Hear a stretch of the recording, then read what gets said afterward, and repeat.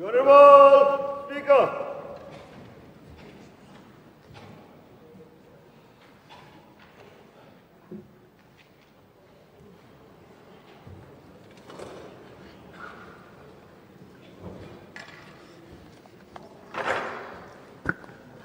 I will now call the House to order. This is a question hour, so let us take up question number 25, raised by Sri Sinsar Kupar Roy Lingdo Thaba MLA. Chief Minister in charge to reply, please.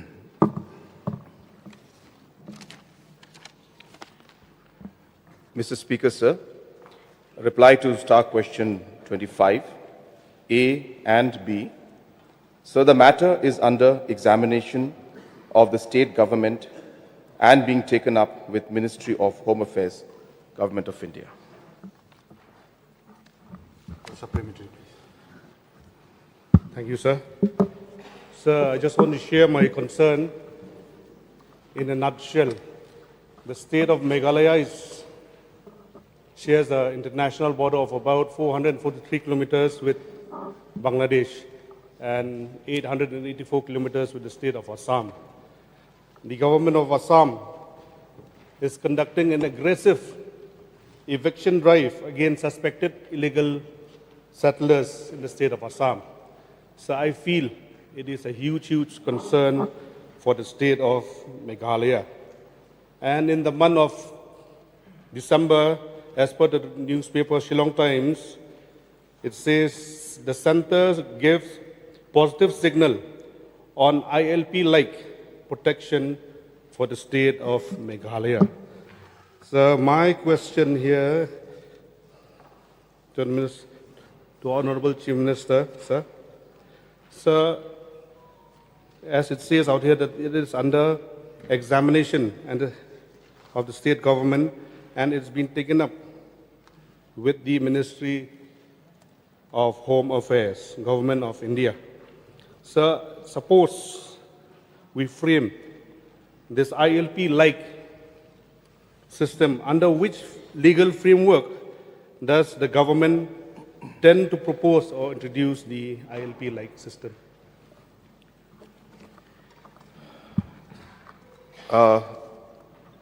Sir, as we are all aware that illegal immigration is an issue that has been of great concern to the citizens of Meghalaya and the Northeast, in fact, as a whole.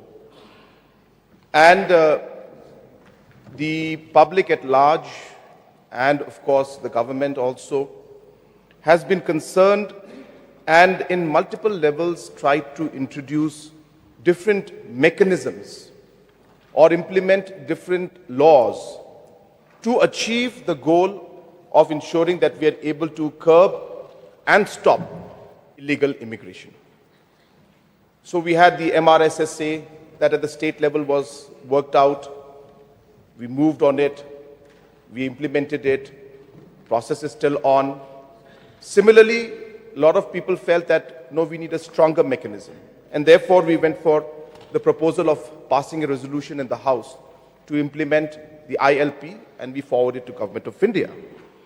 Sir, at the end of the day, whether it's MRSSA, whether it's ILP or any other law, the objective remains the same, which is to be able to protect our land, protect our people, and to be able to curb illegal immigration. So with that note, I would like to share with the House, and I would like to thank the Honourable Member for bringing this subject. So there was an enactment of the Immigration and Foreigners Act 2025. Now, under this Immigration and Foreigners Act 2025 of Government of India, there are two clauses or two sections, Section 2Q and 2S. So, Section 2Q of this particular act put in by the Government of India, the Foreigners and Immigration Act, the Section 2Q defines protected area as any area contiguous with India's international border or any other area as the central government may by order specify in this behalf. So that's the protected area definition. Under section 2S, it defines restricted areas. And restricted areas are any area within India and outside the protected areas, which is under section 2Q, as the central government may, by order, specify in this behalf. Now, sir, what happens with this is that upon notification of a district within the state as a protected area or a restricted area, all foreigners entering such district shall be required to obtain a special permit or permission as prescribed under Section 11 of the Foreigners and Immigration Act 2025. Section 11 stipulates that no foreigner shall enter or stay in a protected area or restricted area or prohibited place without a special permit or permission granted by such authority as may be specified by an order published in the official gazette in this behalf and subject to such conditions as may be specified therein. So, sir, this particular act, which is the Foreigners and Immigration Act 2025, has a provision which allows a restricted and, as I said, the protected area declaration, which needs to be done by Government of India, not by state government. But once that is done, any foreigner entering the state needs a permit. And that's exactly what we're trying to achieve. We are trying to achieve a mechanism where a permit will be required for foreigners who wish to come into the state would have to seek a permission.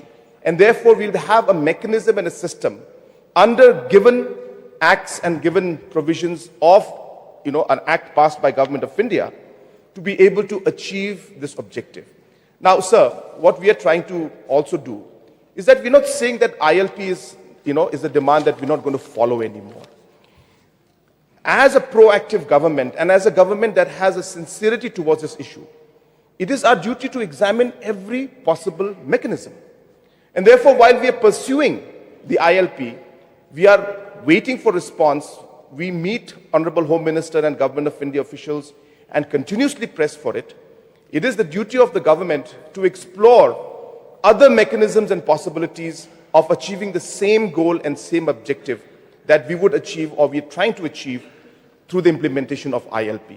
And after examining this act, which was passed in 2025 during the autumn session, we felt that there is a scope of bringing in these provisions of the protected area and restricted area, which would then require foreigners to take permission and take a permit before entering the state. So that's really what it is, sir, and this provision would really serve the purpose and I think would be in the larger interest of our state and will be able to address this issue of illegal immigration to a large extent. So that is what the background is, sir.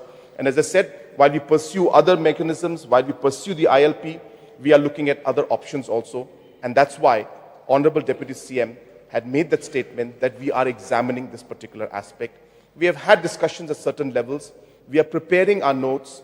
It'll be difficult for me to give any kind of a clarity at this point in time, but we are in the process and a discussion will be on, sir. So I think I'll leave it at that because it's a matter of discussion with the state government and the central government. But this is the background on which the statement was made, and this is the background of the goal and objective of the government. Thank you, sir. Next. Sir, so we're talking about ILP. Now, the question is about ILP-like law. So what are the reasons as per the explanation of the center that an ILP-like law is needed in the state of Meghalaya, but not in other states, not in other northeastern states like Nagaland and Manipur? Sir, I think the honorable member is not clear. This is not a new law that will be made for Meghalaya.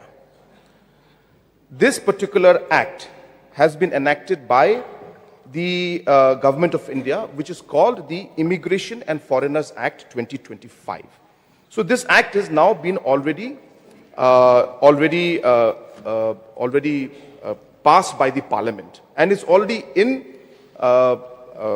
enforced. And so based on this, just to, again, so that the House is clear, the Government of India has already come out with the Ministry of Home Affairs order. And in this order, which was on 1st of September 2025, and in this order, they have already declared Arunachal Pradesh, Manipur, Mizoram, Nagaland and Sikkim as protected areas. Hence, any foreigner going in there will have to take permit. And similarly, they have also come out with the order that has specified protected areas also, which districts are going to be protected areas. Our desire and our wish and our purpose right now is to find a way in which we can also be included in this list.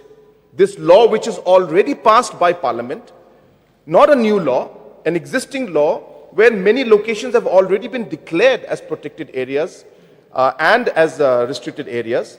And if we are able to include certain districts of Meghalaya in that list, we will be able to then regulate the entry of foreigners and check the illegal immigration, as they will require permits to be there. So it's not a new law.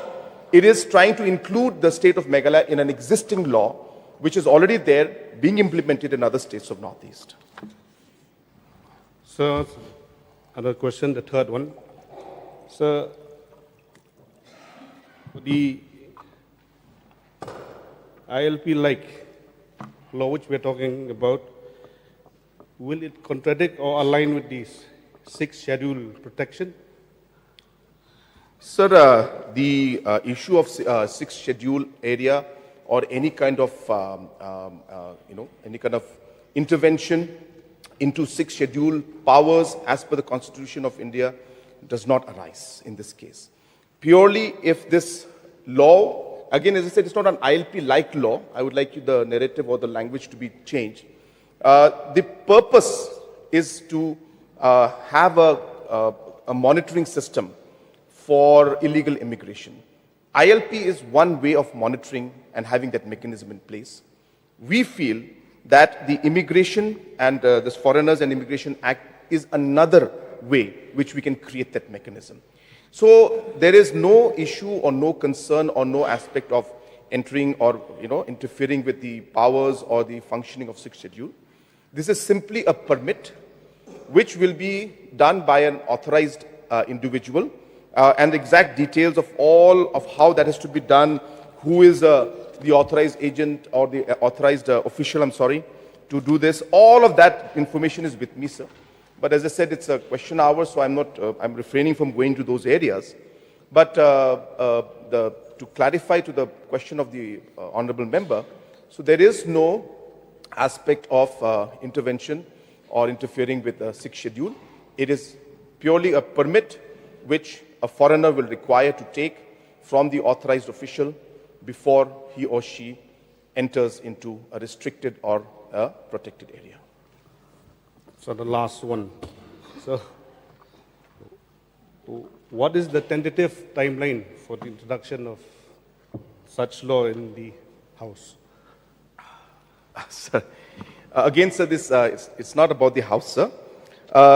Again, I'm repeating, sir, for the sake of clarity. The Act has been passed by Parliament, which is called the so the Foreigners and Immigration and Foreigners Act 2025. This has been passed by Parliament. The government notifies, government means Government of India, sorry, notifies which areas are protected and which areas are restricted. Now, government has already come out with its notification where I mentioned that protected areas, Arunachal, Manipur, Mizoram, Nagaland, in the particular order, which is called the Ministry of Home Affairs Order, New Delhi, for September, this order is out. We desire, as a state, that Government of India, MHA, would declare Meghalaya also certain areas as restricted and certain areas as protected, so that we can also put in a mechanism in place which will require foreigners to take permit, and we can have, or we can check those individuals. So that's really the purpose, sir. And we feel that this law is giving us an option to get a system and a mechanism which ILP also would allow us to do, but since ILP is under examination, we as a government have explored the other possibilities and looking at if it is possible to achieve the same objective by an existing law passed by Parliament, which is now being implemented in others. And we are a bordering state.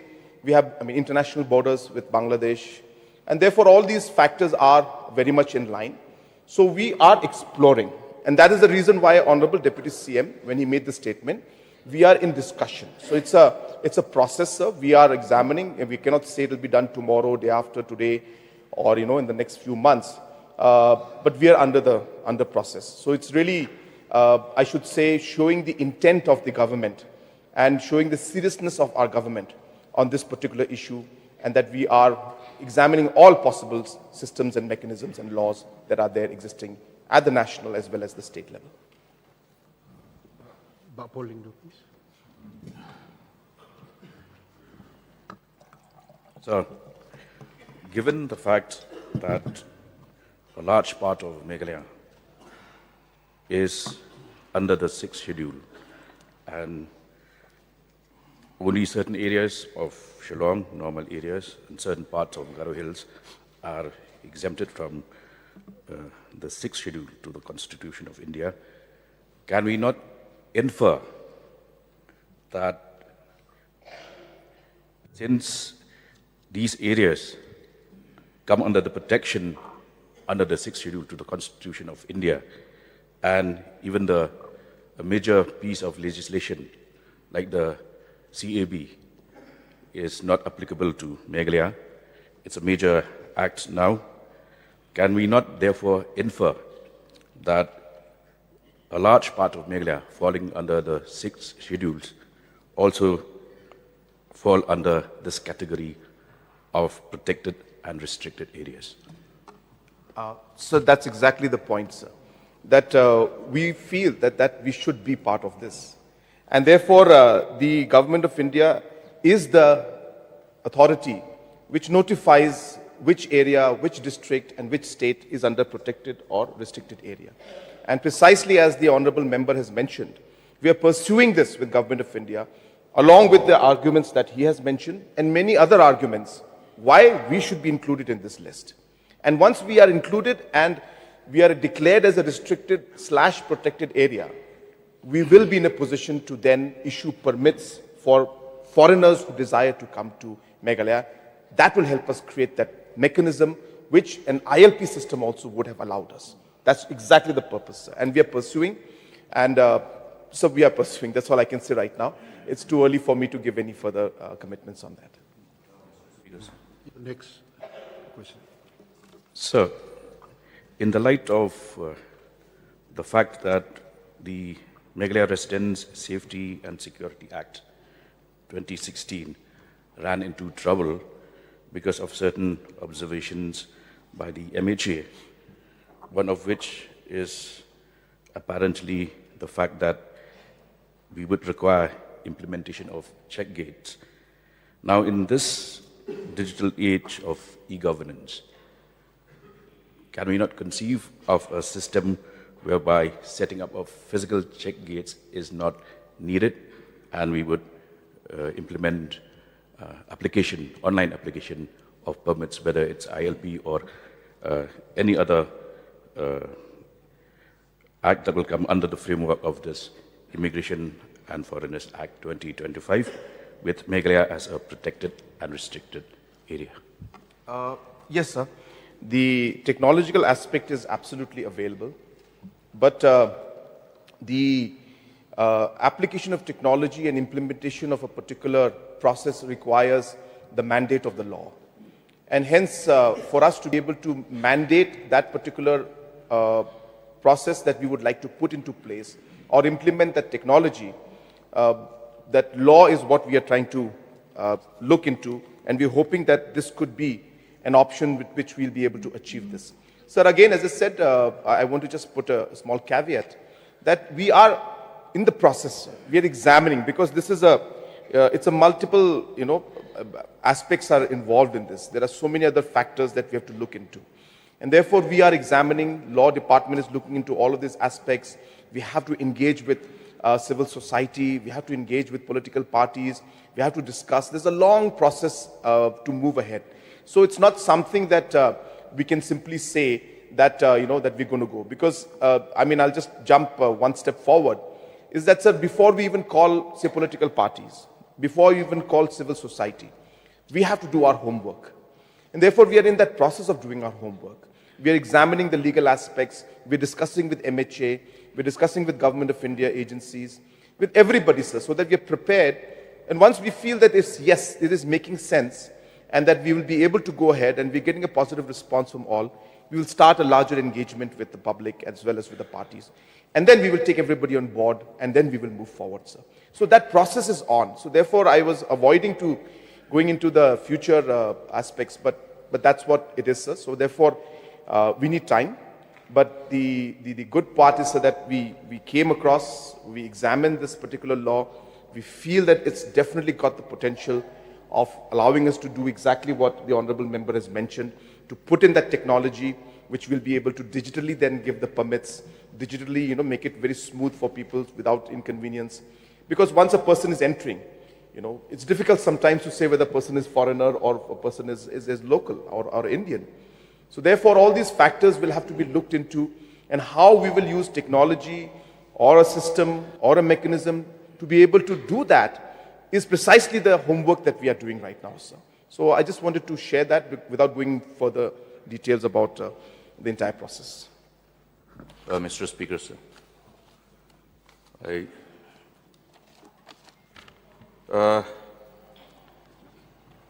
we're all lawmakers. And as I look at the reply of the Honorable Chief Minister pertaining to this start question number 25, the reply is, sir, the matter is under examination of the state government and being taken up with Ministry of Home Affairs, Government of India. So it's an exercise. It is not new, Mr. Speaker, sir, that restricted area permit, which was required to be availed by the foreigners who travel to Northeast. Therefore, I would like to, in the first instance, ask the Honorable Chief Minister, through you, Mr. Speaker, sir, whether the government is aware that the restricted area permit was required for foreigners to travel to these identified states in as far as Northeast is concerned, under the Foreigners Protected Areas Order 1958. Is the government aware of? So we are aware about it. And, but this particular new act has come in 2025. They have amended the act and brought it in. And that is when we sat down and we examined this. So as correctly mentioned that earlier this act was there. And Honorable LO was also a Chief Minister. He could have definitely examined it at that time also. So, we came across this, we saw this, and we realized that there is a possibility. And when we examined this further with Law Department, we realized that that mechanism could actually be created.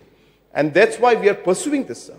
Sir, it's a responsibility of the government, the elected government, to pursue and to be able to find a way. Whether we succeed or not is something we can't say right now. But we are taking that initiative. Previous governments could have also done it under the Foreigners Act as mentioned. But for whatever reason, it was not done that time. But now we are pursuing it.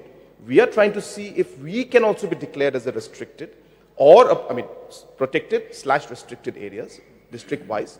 And hopefully we'll be able to create this mechanism which we all have been wanting for a long time. So that's really the purpose. But we are aware that this law was there before. But the new amended law and the Immigration and Foreigners Act 2025 was passed in September or August in the budget, in the autumn session, monsoon session of the Parliament, sir. Mr. Speaker, sir. Now, this restricted area permit, which was issued by MHA for all the foreigners traveling to Northeast. In fact, there was a time when the states from the Northeast wanted this restricted area permit, which is required to be availed by all the foreigners traveling to Northeast in order to promote high-end tourism footfall. Because when we are talking about, look at the application of this law. this application of law is designed to ensure that any foreigner coming, whether an European or Western, whoever, will require this restricted area permit. That has restricted the tendency of the travelers to look at Northeast because there's an advisory issued by the ministry, the embassies concerned. So it is just contrary to what exactly is required to be done. But having said this, I would like to get a very categorical reply from the Honorable Chief Minister. In view of this reply, whether then the government, the state government has given up its endeavor and effort to pursue with Government of India in as far as application of ILP in the state of Meghalaya is concerned. Sir, I've already answered that question. I have been very clear that our objective is to find a mechanism.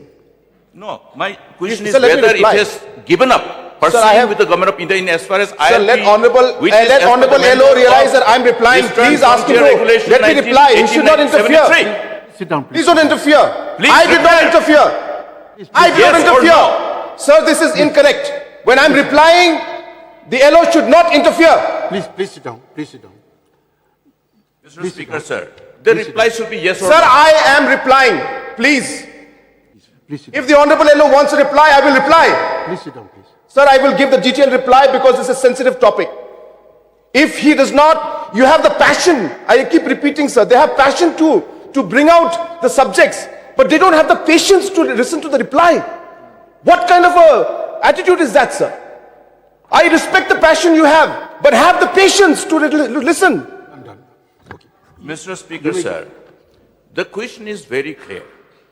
Whether, in view of this reply, whether the state government has given up pursuing with Government of India in as far as demand for application of ILP in the state of Meghalaya is concerned, yes or no?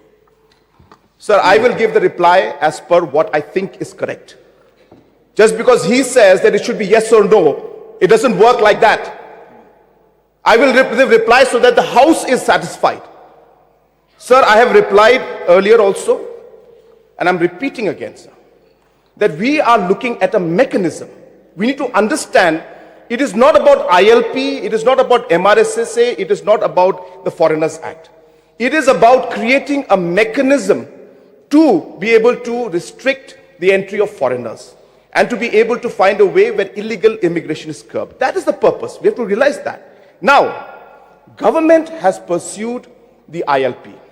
We have met Home Minister multiple times. The government continues to pursue it. And we are seeing the aspect, every time we go, we get reply that examination is going on, it's being examined. So when we'll get this reply, we say, well, is there another way to do it? Because objective is, as I said, is to create a mechanism. So if the Foreigners Act can give us this mechanism, then we will pursue this also. So yes, let me reply to the Honorable LO that we are pursuing all possible ways. We are committed to ensure that illegal immigration is curbed. Whether it's ILP, whether it's the Foreigners Act, we will pursue. The earlier governments could have done it, but they did not. Why? Why did they not look at this aspect? Okay, that's enough. It is our government that has done it. Mr. Speaker, sir, I think the reply to my question is actually yes, indirectly. Though the question, he has dribbled it very well, but the understanding is that yes. So, in view of the seriousness of this issue, I would like to remind the House and seek a clarification on this. Whether all other laws which has been enacted by this House, including MRSSA 2016, have we not done the job to an extent possible? Further, reinforce it with other measures. Therefore, it is wrong to say that other government didn't do anything, as though only this government is looking at these measures which can be considered as appropriate. Mr. Speaker, sir, therefore, my point is, restricted area permit, how does it actually help? This has been studied by us earlier also. The limitation of this, it only will restrict the foreigners who look at Meghalaya as a destination. Therefore, whether the government will examine from this perspective as well, keeping in mind that the Meghalaya has so far been able to promote state as one of the most favored destinations. And we would like to see that high-end tourist footfall increases. So there are multiple points that LO has mentioned. So I will have to reply. Number one, sir, the MRSSA. When this law was enacted in 2016, rules were made consequently. When these rules were made, in the rules they put provision of a check point for entry and exit. Now, sir, as lawmakers, we know that you cannot have something in the rules which is not mandated in the law. And the Honorable LO will know, as then the Chief Minister, that the entry-exit points were not mandated as per the MRSSA Act. But it was put in the rules of the MRSSA implementation.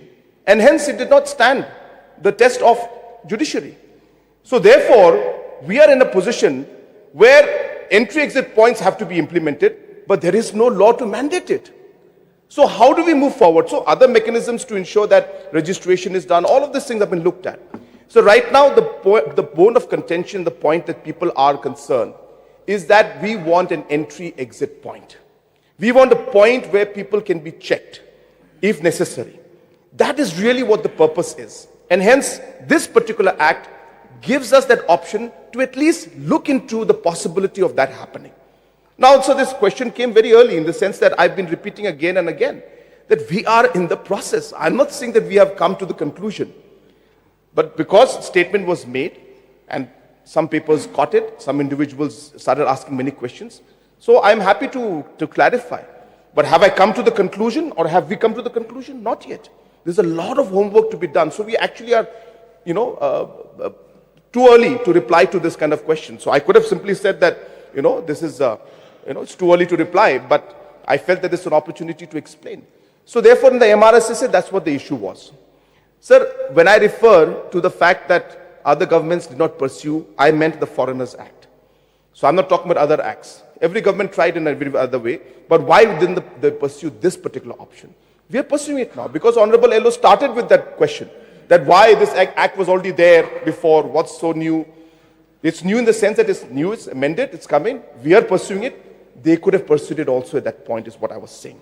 So number two, I think the Honorable LO had mentioned about how this mechanism is going to affect tourism. So I think the reply has been in a way answered by our Honorable MLA, Mr. Paul Lingdo, when he said that today technology exists. And technology is a big facilitator of ensuring that we have mechanisms that will help us, whether it's digital facial recognition cameras and softwares, whether it's QR code systems, whether it's online registration, all of these mechanisms are there. So to answer in short, sir, we are still processing these things. I have repeated this in the beginning, that we are aware of these issues. We are aware that there are many genuine foreigners, people who come in. If we do go into this, what would be the impact of that on tourism? We have to examine. We are examining that. Why I'm replying to this right now is because the Honorable Member asked, what is all of this about? So I'm clarifying that part. So I have again repeated, sir, when we do our homework, when we finish, after discussing with MHA, when we're ready with this technology, we will explore the option of talking to everybody. We will discuss with civil society, we'll discuss with tour operators, we'll discuss with the political parties. We are not yet ready. But since the question was asked, I am forced to give this reply, sir. But are we ready with everything? Not yet, sir. We are examining, we are going to work on it, we'll do our homework, and only then will we start our consultation with stakeholders. Right. Mr. Speaker, sir, Last question. in course of his reply, it's referred to that so-called entry-exit points, which were somehow part of the implementation process of the mandate of MRSSA 2016. This issue also was raised in this August House, wherein the Honorable Deputy Chief Minister replied to this. What is the contention and observation of the Honorable High Court pertaining to the Facilitation Center? In fact, that particular observation and direction of the Honorable High Court has been placed on the table of this August House, which is clear indication that the court's contention was that in absence of proper guidelines framed in order to implement this, or rather operationalize this facilitation center, it should be stopped. That is what is the operational part of the order of the court. What is the question, please? So therefore, he has misled the House, saying that this has been completely, MRSSA has completely failed to withstand the scrutiny of judiciary. No, it has not.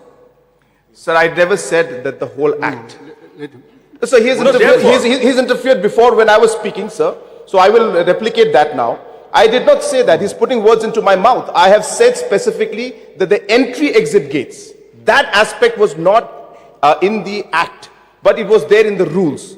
So therefore, anything in the rules should be backed by an act. The provision should be there in the act. It was not there. And hence it becomes difficult for us to implement an entry-exit point in the rules without the provisions being there in the act. That is the whole point, sir. Mr. Speaker, sir. What is the question, please? Therefore, may discussion I is long. get a categorical assurance that particular order pertaining to this MRSSA by the Honorable High Court, as the case was disposed of, be placed on the table of the House once again. So we will place that. We will place the specific part, provisions of the rules that were made by the government then, and also the act to show that there is no provision in the act to have any entry-exit points. So we'll put the whole set together and we'll put it on the table of the House. Is Bardin? Somit, please. Sir, in the course of the reply, the Chief Minister has replied, but and according to his explanation, sir, we can understand, we can come to the conclusion that the government is not at all serious with the issue of ILP. So, let me justify and substantiate. The government is examining. When the government is examining, the ILP-like, that means it is a continuous process. How long it will take? And this very House had passed a resolution. When was the resolution passed? Till today, we are yet to see the light of the day, sir. You give me time because this is very I've important. given so much time. But already let me 37 express, minutes. sir. The problem that we are facing, why the state wants ILP? Let all here be clear. Why the state wants ILP? Because the contribution to the influx into the state of Meghalaya doesn't come only from the foreigners. It comes from outsiders outside the state of Meghalaya. So, which is why we feel that ILP is the best mechanism. Whether you like it or not, this Immigration and Foreigners Act 2025 will be made applicable, because this, as has been rightly said by the leader of the House, is not a new law. It is only a modernization where India has adopted by consolidating 4 colonial era laws. So this is not a new law. This law was not made to prevent the influx in Meghalaya. This law was made to tackle the foreigners coming to India. So we are facing a very peculiar situation where the influx contributing to the state of Meghalaya comes from the foreign country and also from other states of India. Your question, please. So which I'm is giving you why enough time. even the Constitution, because they used to say, no, it violates the Constitution, Article 19, freedom to travel Your question, to any please. part. So my I've question given you is enough that, time. my question is that I would like, a sincere reply from the government. Whether the government is playing with the sentiment of the people as far as ILP is concerned. Sir, we have written, and I have written letters to the Honorable Home Minister multiple times on the ILP. I have met the Honorable Home Minister and the Honorable Prime Minister multiple times on the ILP. I would like to know how many times have the Honorable Member met the Home Minister? How many times the LO has met the Honorable Home I've Minister? not had Are the you so opportunity serious? Please, to some meet reply. because I'm if just you an are serious MLA. about ILP, how many I know times you have are not met? serious How many in times have you tackling. met? If you are How many serious, times have you met? if you are serious, How many if times you have go you to met? Delhi, really serious. How If many you are times serious, have go you to met? Delhi.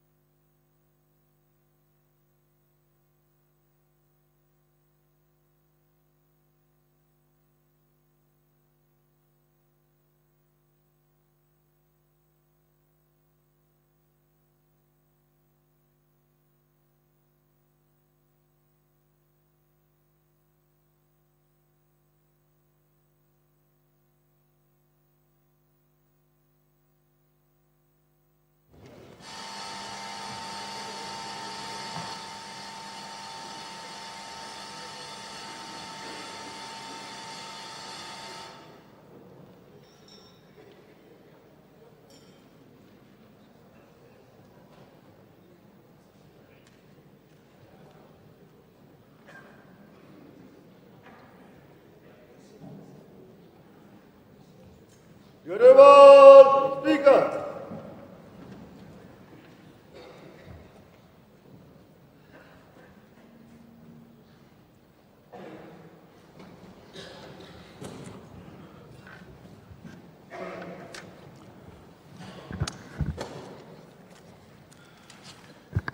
Honorable members, I just want to remind this House that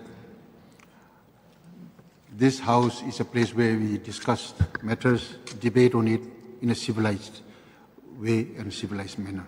So I would expect all the honorable members to kindly take up, participate in this all these debates and questions and answers in a civilized way. Since the honourable member was still asking a question, your question is still stands. So I think you have placed the question, right? I was replying, And, sir. Chief Minister I was replying, sir. in the I had process not of replying. completed. Chief Minister may reply, please. Sir, to continue in my reply, so we have met Government of India multiple times. We have written to Government of India multiple times. And my question was that how many times has Honorable Member himself gone to Delhi to meet the Government of India and to Home Ministry? So this requires concerted efforts from all levels. And therefore, while yes, I understand that he has mentioned that it's a very important issue and he's multiple times spoken on it, I urge the Honorable Member, through you, sir, that pursue along with us in Delhi. They have a Member of Parliament. Pursue it in Delhi. Meet. Sir, organizations and NGOs have met. They have written. But Honorable Member himself has not written. But he mentions about this multiple times in the House. That's my only point. So we should practice what we preach is what I'm saying, sir. That's all. We should practice what we preach. We should be serious. And let me assure the Honorable Member and the House that we have not stopped pursuing the ILP. Let me make it very clear. We have not stopped. We are pursuing it. But we are looking at other mechanisms also. Is there a possibility? If we don't do that, then we are not serious about what we want to do. It's because we are serious. We are pursuing all possibilities. We are pursuing all possibilities. So that is what the point is, sir. And we will continue to pursue the ILP as well as continue to look at other mechanisms through which we are able to ensure that we are able to curb the illegal immigration that could be or in the future would take place in the state. We will find mechanisms and will continue to pursue. Thank you, sir. Okay, I will not take up any more questions on this. One more question, sir. No, One more question. I'm very sorry. We Sir, have taken I up so think much time. if the Honorable Chief Minister alleges me, so I need also to ask from him, how many times has the government take us into consideration and call us so that we can together move to Delhi? And for the benefit of the August House, I would like to tell you, sir, that our MP had raised this issue. So I have another question, sir. Why I'm saying that this government is not serious at all, though they keep repeating that they are serious. When the President of India, through his presidential order, adopt the Bengal Eastern Frontier Regulation Act in 2019, where they passed the resolution here, what was the government doing? Because this presidential order is unconstitutional according to Article 372, where, let me read out this portion. I don't want to take much time. Sir, nothing in clause 2 shall be deemed to empower the president to make any adaptation or modification of any law after the expiry of 3 years from the commencement of this constitution. So what has the government done? Has the government written to the government of India challenging this presidential order? So that is my question, sir. So all these make us to believe, sir, that the government is not serious. And I would love if the Honorable Chief Minister would invite us, would call us also to move together to fight. Because when you are giving the option to the government of India, now you are giving an option, ILP-like. That means whether you give ILP or you don't give anyone resemble to ILP. That is a weak negotiation, sir. So let us negotiate in a better way, sir. if you really want to get ILP and bring ILP into our state, sir. So the honorable member keeps saying that we are not serious. Sir, our seriousness is in the action that we take. The number of times we have written to Government of India, Yes. I repeat, how many times has he written? He is free to go and meet the Honorable Home Minister. If he was serious, he would have met at least once. So giving a speech and a lecture is great, but your actual actions, as our Honorable Minister, Mr. Sanbar Shulai keeps saying, that sir, we don't talk much, but we act. We believe in acting, in action. We believe in action, sir. We believe in doing the work. And therefore, we're doing, sir. Sir, we are very happy to have our opposition also to work with us. This is not a ruling party's issue or the opposition's issue. If you remember, sir, we had passed the resolution together in this house, as ruling and as opposition. So it is our duty to do this. And I request you pursue at your level also. We will also pursue.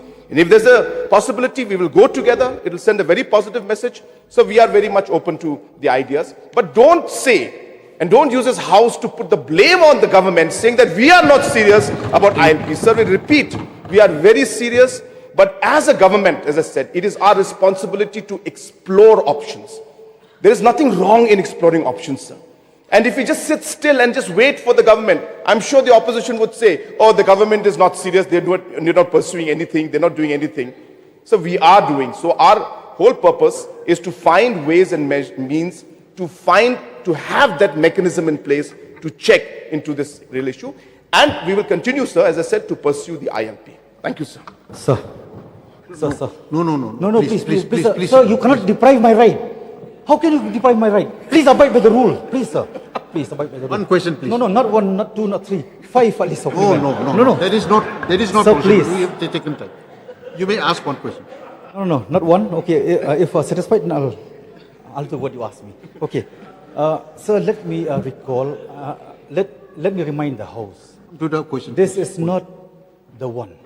This is the need.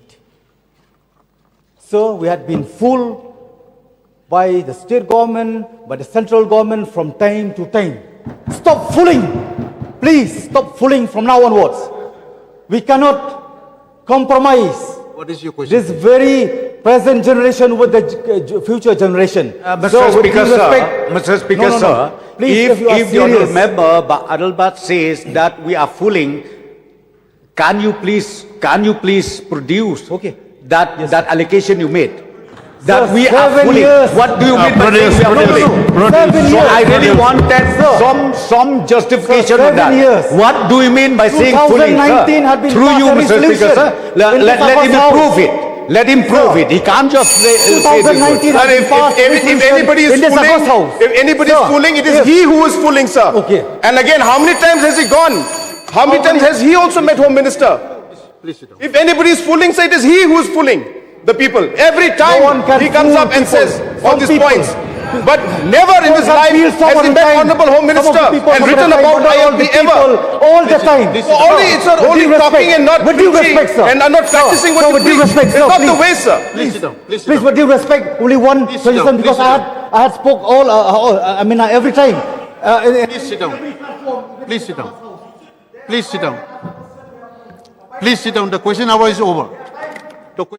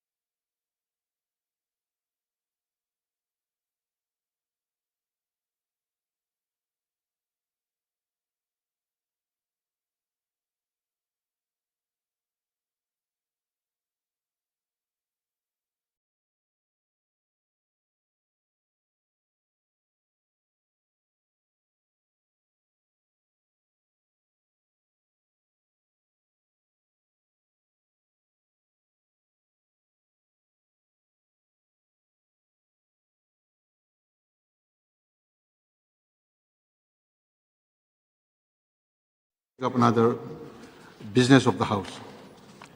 It has been brought to my notice honorable members, it has been brought to my notice that one honorable member had taken a selfie video of himself while participating in the proceedings inside the House yesterday and circulated in the social media.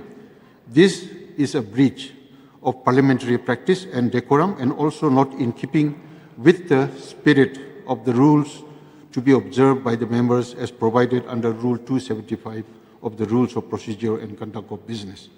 Therefore, in exercise of the Rule 315 of the Rules of Procedure and Conduct of Business, I hereby would like to inform the House that such activity of a member taking video of himself while speaking inside the House and circulating in social media is prohibited.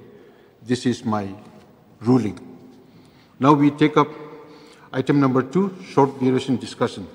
Sri Paul Lingdo, MLA, to raise a short duration discussion under Rule 50 of the Rules of Procedure and Conduct of Business that the Shillong agglomerate be carved out of East Kharsil district and constituted into a full-fledged district in the interest of administrative convenience and robust governance. It has been supported by Sri A.L. Hek, MLA, and Sri Charles Pungrop, MLA. Sri Paul Lingdo, MLA, please. Thank you, Mr. Speaker, sir. I rise now to raise a short duration discussion under Rule 50 of the Rules of Procedure and Conduct of Business of the Meghalaya Legislative Assembly, that the Shillong agglomerate areas be carved out of the East Kharsil district and constituted into a full-fledged district in the interest of administrative convenience and robust governance.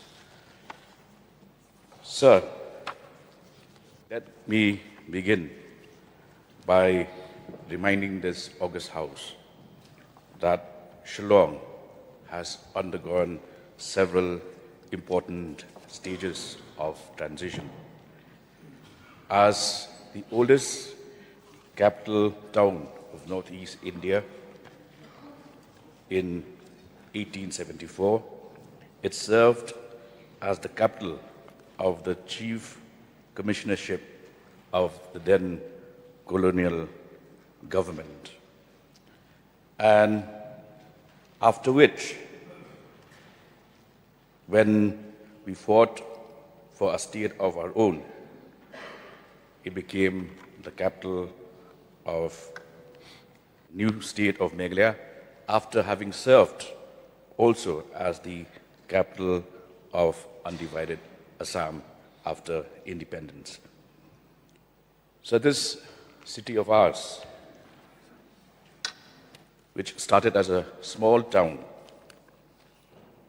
will turn 200 in less than 50 years. In this journey, the town and now the city of Shillong has witnessed rapid growth of population, rapid growth of various sectors of the economy. It has become a hub of education and recreation, one of the most favored tourist destinations of the country, and it is literally bursting at the seams. And it is therefore only befitting that, given the serious and severe challenges that it faces, these challenges can only be addressed through administrative and political intervention. We have seen instances which have become the rule rather than the exception, that districts have been created in Meghalaya purely on political consideration. Political exigencies have influenced creation of most districts. But when it comes to the city of Shillong, as I would like to argue here, is that the creation of this district, the Shillong, whether you call it agglomerate or Shillong metropolitan city, will be purely on grounds of merit. What are those grounds of merit? logistics, for instance. We already have the infrastructure in place. But given the size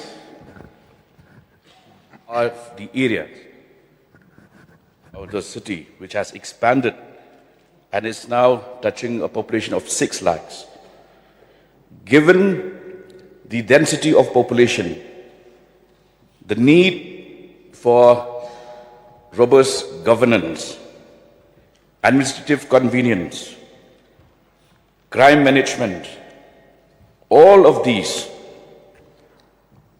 if one were to take a very holistic view, one would arrive at the conclusion that yes, there are enough grounds why Shillong agglomerate areas need to be carved out of the East Khasi Hills, and we can then have a separate city district for the city, as is being done in major cities across the country.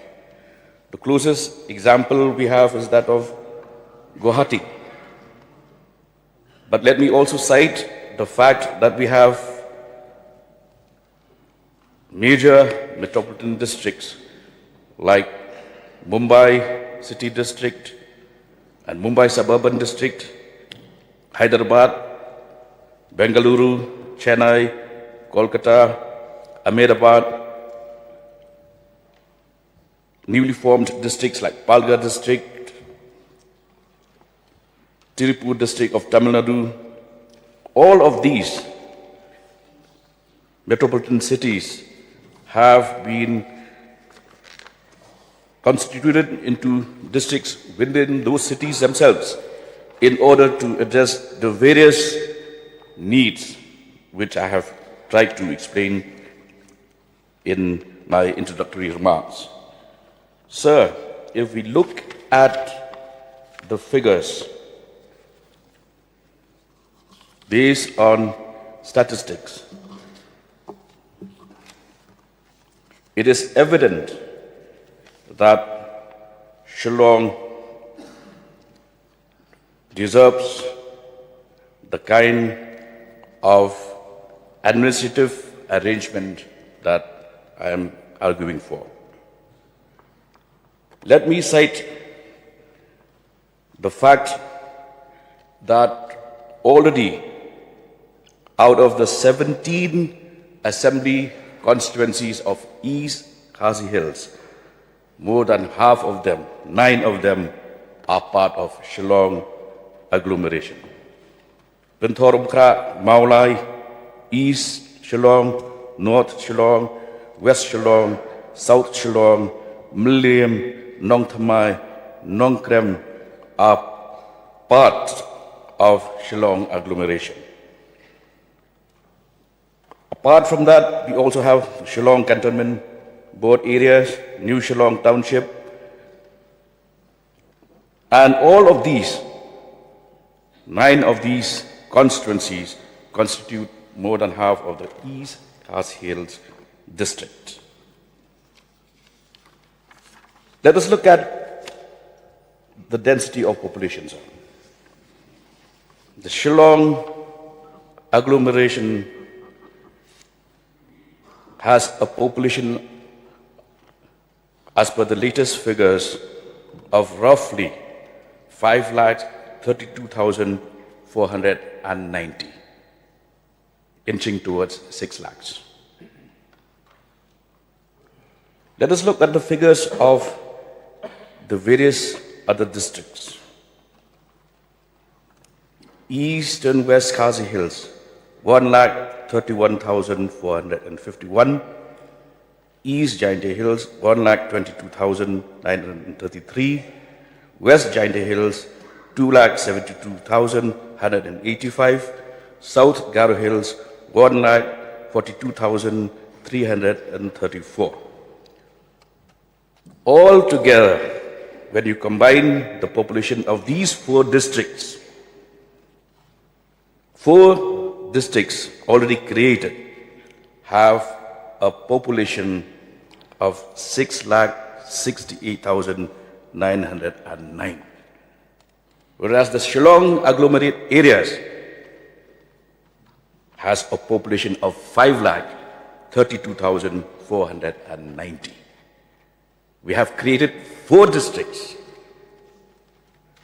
whose population is more or less that of Shillong agglomerate areas.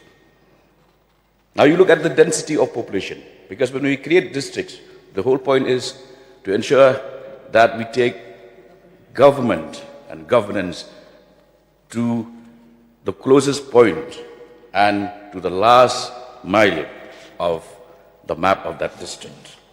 Look at the density of population. Per square kilometer, the density of population in Shillong agglomeration is 8,200 per square kilometer. Compare those figures with the other districts.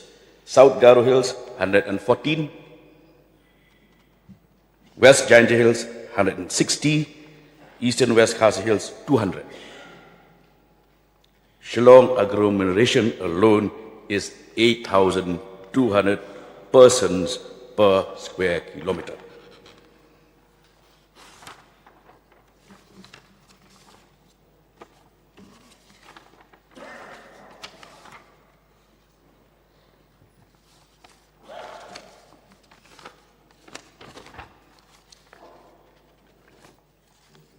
As recently as September 2023, even in the Home Department,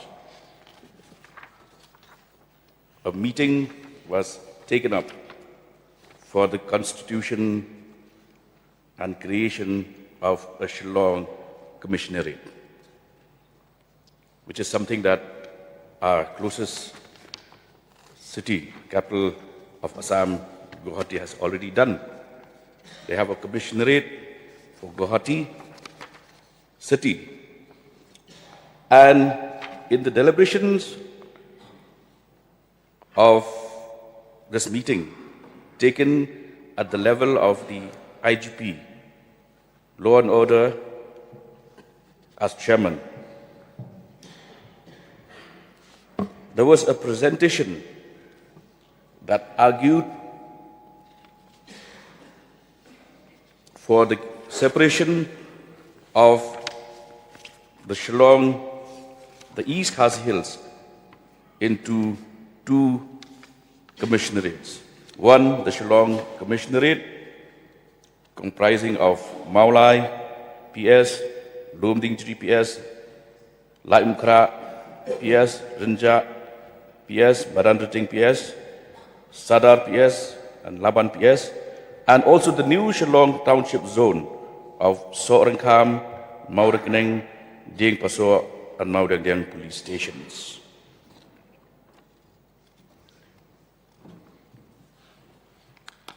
When you look at the crime rate, sir, it has been repeatedly observed that the highest crime-prone district in the entire state is East Khasi Hills. And hence this idea of having a Shillong Commissionerate and a rural police district, which would comprise of Penosla Police Station, Marandating, Soora, Shela, Maungap, and Mausanram police stations. Sir, it is only befitting at this point of time when we are witnessing intense and rapid urbanization.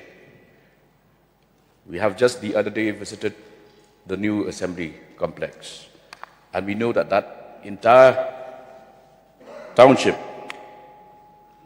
the entire area under New Shillong, is growing by leaps and bounds.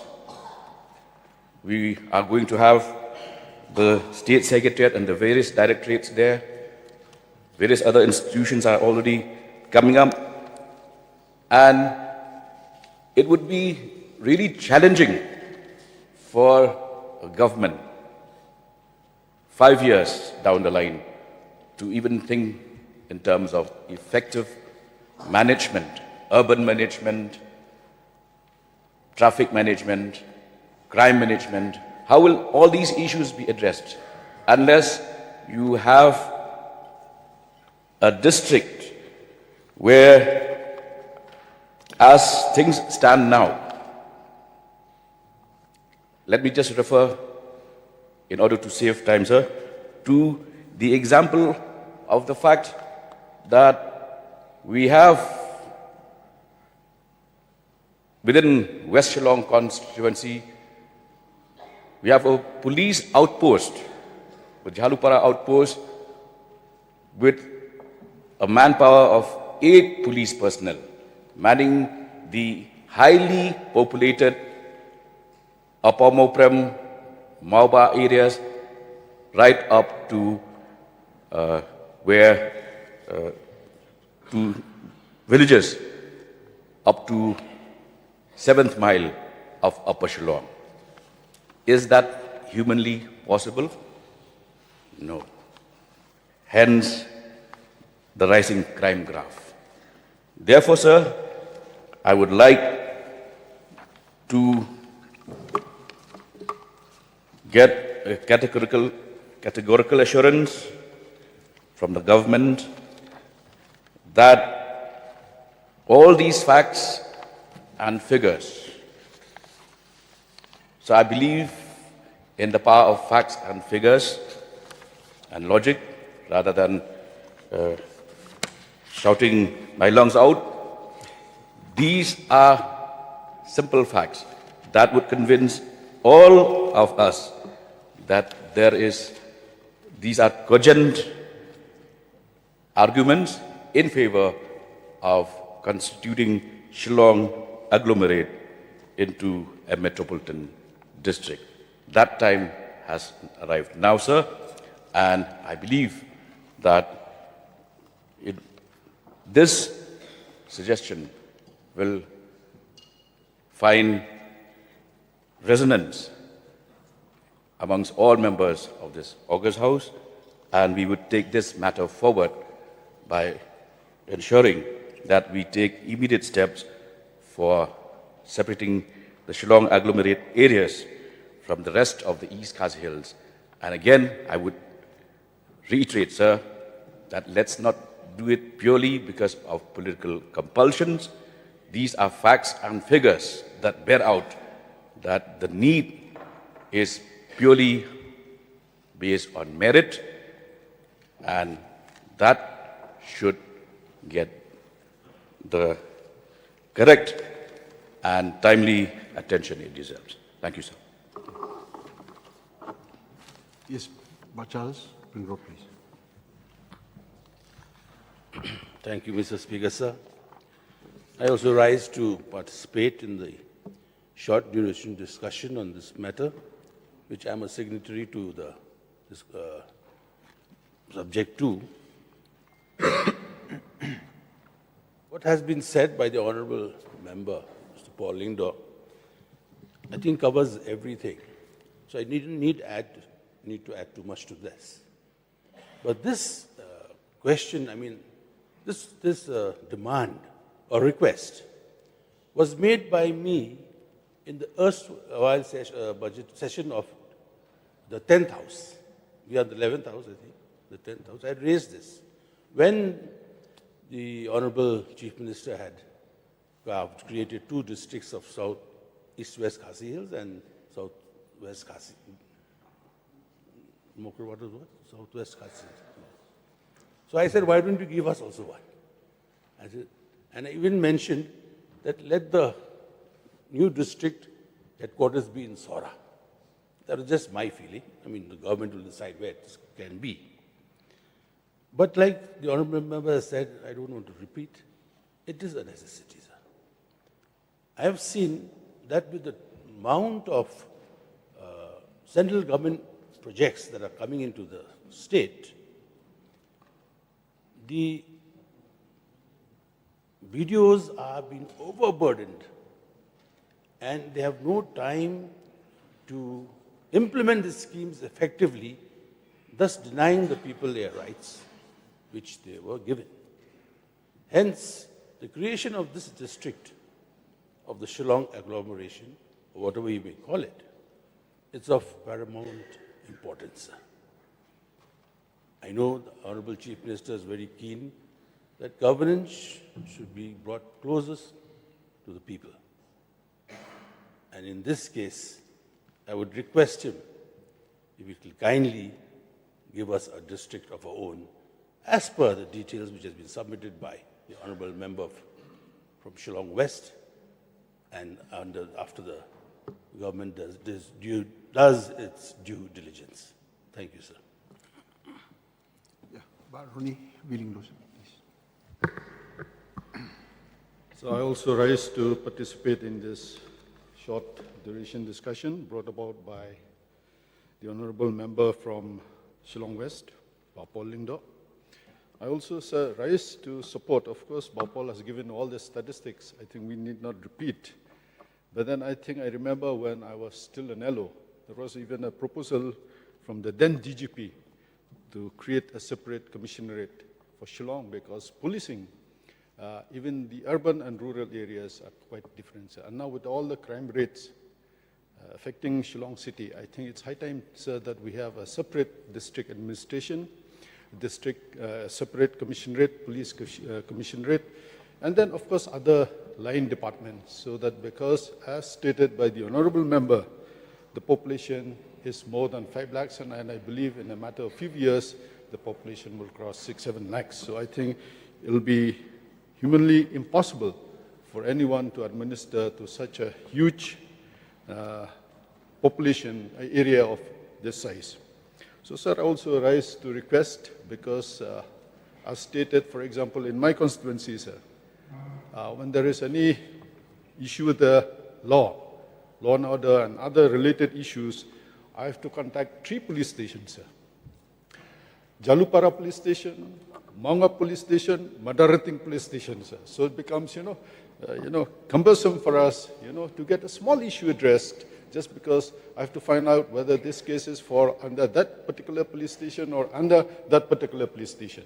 So, sir, I think it's, a genuine request from, and I think because the Chief Minister, is a man who puts everything in action, just not words. So I request the government, through you, sir, that if this can be addressed, is going to, help the, Shillong city, as stated by the Honourable Member from Nong Thamai also. So this is also my request, that the government looks into this issue seriously, and at the earliest, if this can be addressed, is going in a long way to help, bring administration as close as possible to the people and ensure that we have good governance and development.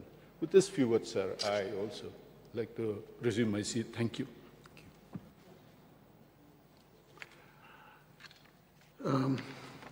Minister in charge to reply, please.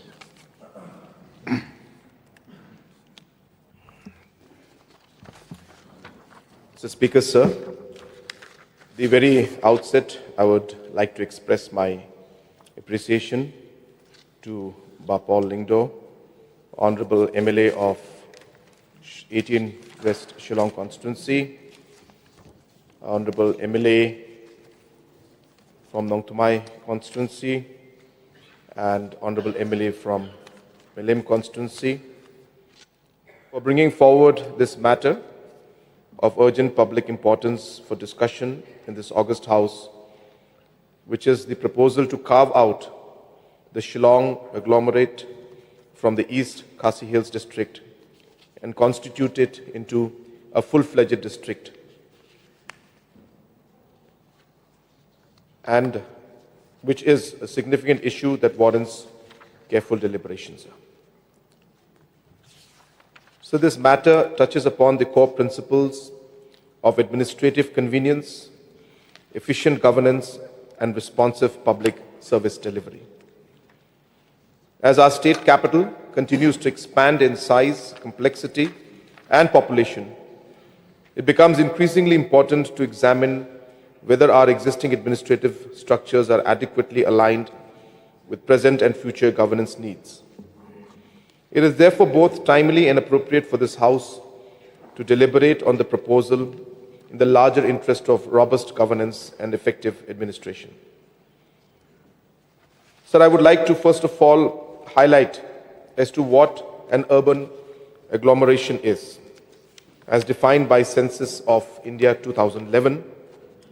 An urban agglomeration is a continuous urban spread constituting a town and its adjoining outgrowths, or two or more physically contiguous towns together with or without outgrowths of such towns. The census further clarifies that an urban agglomeration must comprise at least one statutory town, and the total population of all the constituents should not be less than 20,000 as per the previous census. Thus, an urban agglomeration is essentially a cluster of urban settlements that are physically and functionally integrated. The components of an urban agglomeration constitutes core town, statutory town, which is a municipality, corporation, cantonment board or notified town area with its own urban governance structure. It serves as the nucleus around which urban expansion occurs. 2. Outgrowths, in which areas adjoining the main city or a town that exhibit urban characteristics such as developed residential colonies, industrial estates, railway colonies, education or institutional campuses. These are located outside the statutory limits but are contiguous and dependent on the core city. Contiguous towns, in which smaller towns that have grown physically close to the main city and emerged into a single urban spread due to expansion. So the expansion of the urban agglomerations are spatial continuity, consist of physically and connected urban areas without rural gaps, functional integration, population density, economic centrality, and infrastructural linkages. So in order to guide the planned development of Shillong as a state capital and regional center, the Shillong Master Plan was prepared for the years 71-91, 91-211, 211-241. The Shillong Master Plan for 2011-2041 was prepared under the GIS-based planning framework to guide the long-term and sustainable development of Shillong planning area. So the Shillong planning area covers an extent of approximately 290.51 square kilometers, encompassing the Shillong urban agglomeration and a substantial rural hinterland. The planning area spans parts of East Khasi Hills district and Riboy district, enabling integrated urban-rural planning and coordinated service delivery. The Shillong Master Plan area limits are namely North Shillong Eastern Bypass in the north and northeast, Umroi Mission and Umroi Cantonment in northwest. In the south, National Highway 40, Lightcore Peak Road. In the east, the Umken River. In the west, the Umyam River and the Umyam Lake. The Shillong planning areas consist of the following urban components, together forming the Shillong urban agglomeration, under which are Shillong Municipal Board, Shillong Cantonment Board, 10 census towns, namely Maulai, Penthor Mukra, Nomunsong, Maupat, Umpling, Nongtumai, Madan Riting, Nongse, Umlinka, and Lausutun. These urban components represent the primary centers of population concentration and economic activity within the planning area. Village components, in addition to the urban areas, the planning areas include 54 villages, of which 42 villages fall within East Khasi Hills and 12 villages under Riboy.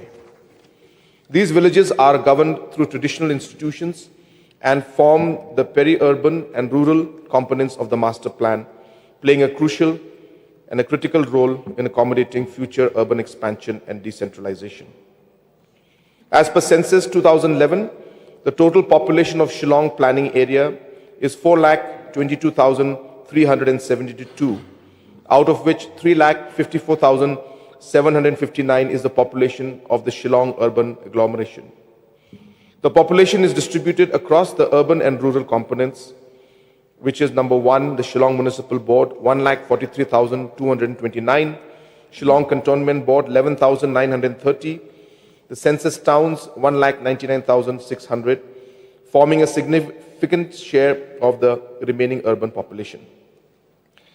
The master plan notes that population growth has been progressively shifting from the Shillong municipal area to surrounding census towns and villages, underscoring the need for planned urban expansion up to the horizon near to 2041. According to projected data, the population is expected to grow steadily over 3 decades, starting from 3,54,759 in 2000 level. It was estimated to reach 3,83,233 in 2021, with further anticipated increase to reach 4,13,993 by 2031, and finally reach 4,47,221 by 2041.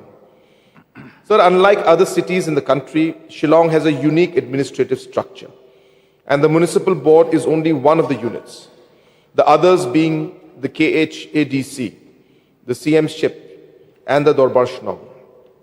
In addition, there are government departments and agencies like PWD, PHE, Urban, MUDA, Meghalaya Urban Development Agencies, which implement various schemes and programs at the state government. There is a need to coordinate the activities of various institutions and agencies so that there is a planned and effective development of all the areas and villages. Thus, sir, an urban agglomeration symbolizes the spatial and functional integration of urban areas where a core city merges with its adjoining settlements to form a continuous urban region. In India, such agglomerations are the driving force behind economic growth, innovation, and demographic change. Mr. Speaker, sir, in view of the unprecedented urban expansion, extraordinary pressure is placed on civic administration, law enforcement, infrastructure, and public services. I would like to inform that for declaring an area as a district or subdivision, the following criteria are taken into consideration. 1. Extent of area. 2. Population. 3. Distance from existing district subdivision headquarters. 4. Lack of education and healthcare services. 5. General economic backwardness. 6. Public convenience. 7. Communication. And 8. Availability of funds. Further, proposal for creation of new districts, subdivisions has to be placed before a committee headed by Chief Secretary and comprised of the following members: Additional Chief Secretary, Home, Police, the Principal Secretary, CNRD, Commissioner of Divisions of Khasi Hills, Jente Hills and Reboy districts, Commissioner and Secretary of Personnel and AR, Commissioner of Divisions for Garo Hills, Commissioner and Secretary Planning, Commissioner and Secretary Finance, and Secretary Home Police Department. Mr. Speaker, sir, therefore, regarding the proposal to carve out the Shillong agglomerate from the East Khasi Hills district and constitute it to a full-fledged district, the government will have to scrutinize and examine the matter in detail in order to arrive at an informed decision for better governance and citizen-centric administration. Sir, I also would like to reply specifically to the concerns that the honorable members have expressed and to the points that they have mentioned in their speech. And, sir, overall, the reorganization of districts and the overall restructuring of administration has been a continuous exercise that we have followed. And I would put it on record in this House that the concept and the idea that has been floated through this short discussion, as correctly mentioned by our honorable member from Nong Thumai, has been discussed multiple times in this House as well as in the government also. We have discussed this and looking at how we could do it. And that's why in the police department, the police commissionerate proposal also was actively pursued, and Honorable Deputy Chief Minister in charge, Home, has been examining this aspect, and we are very actively pursuing it, is what I can say. It has got multiple impacts. It's not a simple decision for us. It has got decision because it affects the overall functioning of police. as well as the overall functioning of the East Khasi Hills district as a whole. So there are multiple factors we have to look at, and we will definitely examine this aspect in a very, very positive way and see how we can move forward. East Khasi Hills is the largest district in the state, and West Garo Hills is the second largest in terms of geographical area and population. And hence, there are obviously needs sometimes to see on how we can improve the overall administration. And Shillong being the capital, it is an area which we have been actively discussing and engaging. But as I said, sir, at this point in time, it would require further scrutiny and further examination, and we are actively pursuing that. And let me assure the House and the members that we will definitely examine this matter in the most positive manner and see how we can ensure that keeping the financial impact, also keeping in mind the overall impact in terms of administration and service delivery to the people can be maximized. All of these points will be discussed. And sir, I must thank the honorable member who has moved, and he has presented facts and figures as mentioned. Of course, he mentioned that he doesn't believe in shouting out thing. But sir, he has his share of shouting before, so when he was in KSU. So I think that is the time when that thing was he had done that part, and in the NGO. So he has been through that. But I must appreciate, sir, the way he has presented the case today. It really has put the facts in front, as he correctly said. He has argued it very well, and I must also thank both the members who have done the same. It was something that put a real good perspective on why this particular step is required. And as mentioned, sir, we have been discussing this multiple times. But to conclude, sir, the decision is very, very complicated, and we have to take many factors into mind. But looking at the overall expansion of Shillong city, and especially keeping in mind the new knowledge city and the new administrative city coming up, all of these considerations need to be looked into, sir. So I will leave it with that, sir, because as I said, this decision is not very simple. But definitely I can assure the House and the members that we will actively examine this matter. We will discuss with the MLAs. We will call them for discussion and see how we could move this forward, sir. So with these explanations, and once again thanking the honorable members for their contribution and their suggestions, sir, I resume my seat. Thank you, sir. You want to seek any clarification? No. Then we move on to item number 3, laying of... Sir, sorry. Can I, in order to take the discussions forward, can we at least get the assurance from the leader of the House that steps will be taken in a time-bound manner to ensure that we arrive at a decision, because we are also inching towards the general elections very soon. So it has to be done in a phased and formal manner, so in a time-bound manner. Yes, sir. So we will definitely pursue it in a time-bound manner. So now we move on to item number 3, laying and placing of reports. Sri Sanbor Sulai, Minister in charge, Legal Metrology, to lay the Gazette of Meghalaya Legal Metrology Enforcement Amendment Rules 2024. Sri Sanbor Sulai, Minister in charge, please. Mr. Speaker, sir, I beg to lay the Gazette notification of the Meghalaya Legal Metrology Enforcement Amendment Rules 2024. Now we come to item number 4. Sri Conrad K. Sangma, Chief Minister in charge, Personnel and AR Department, to place the report of the Expert Committee on the State Reservation Policy, Meghalaya. Chief Minister, please.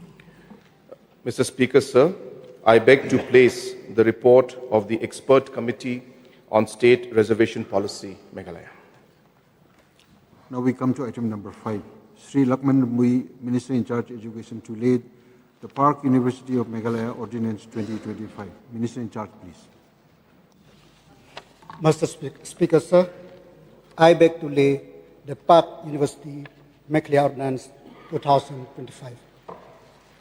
Now we come to item number 6. Sri Lakman Ramboy, Minister in charge Education, to beg leave to introduce the Park University Meghalaya Bill 2026. Minister in charge, please.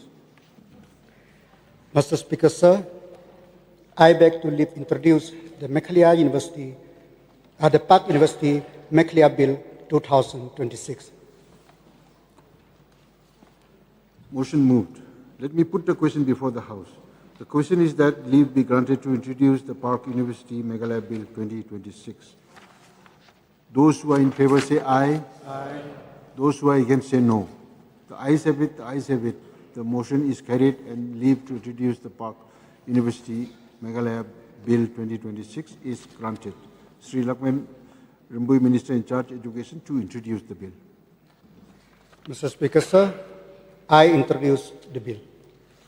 Secretary to read out the title of the bill.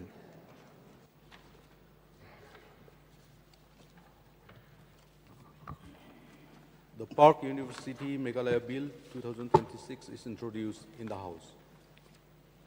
We come to item number 7. Sri Preston Tingsong, Deputy Chief Minister in charge Home Police, to beg leave to introduce the Meghalaya Police Amendment Bill 2026. Mr. Speaker, sir, I beg leave to introduce the Meghalaya Police Amendment Bill 2026.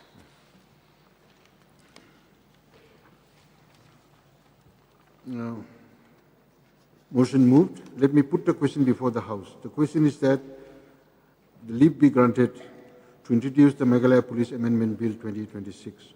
Those who are in favor say aye. Aye. Those who are against say no. The ayes have it, the ayes have it. The motion is carried and leave to introduce the Meghalaya Police Amendment Bill 2026 is granted. Sri President Tingsong, Chief Minister in charge, Home, Police, to introduce the bill. Mr. Speaker, sir, I introduce the bill. Secretary to read out the title of the bill.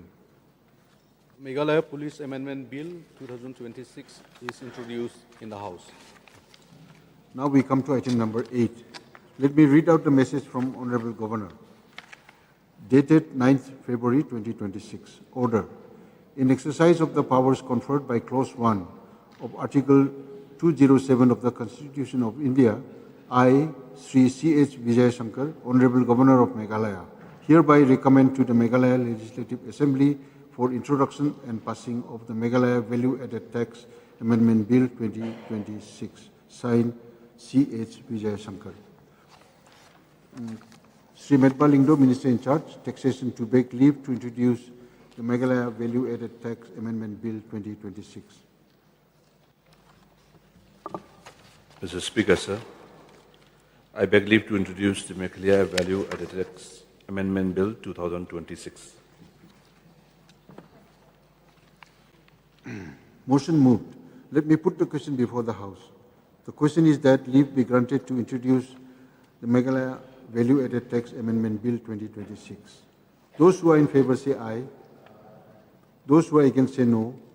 The ayes have it, the ayes have it. The motion is carried and leave to introduce the Meghalaya Value Added Tax Amendment Bill 2026 is granted.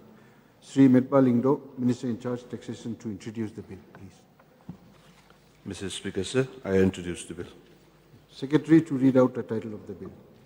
Meghalaya Value Added Tax Amendment Bill 2026 is introduced in the House. Now we come to item number 9, debate on Governor's address. I will now request Dr. Celestine Lingdo, Government Chief Whip, who has submitted the motion of thanks, to initiate the discussion. Doctor, please.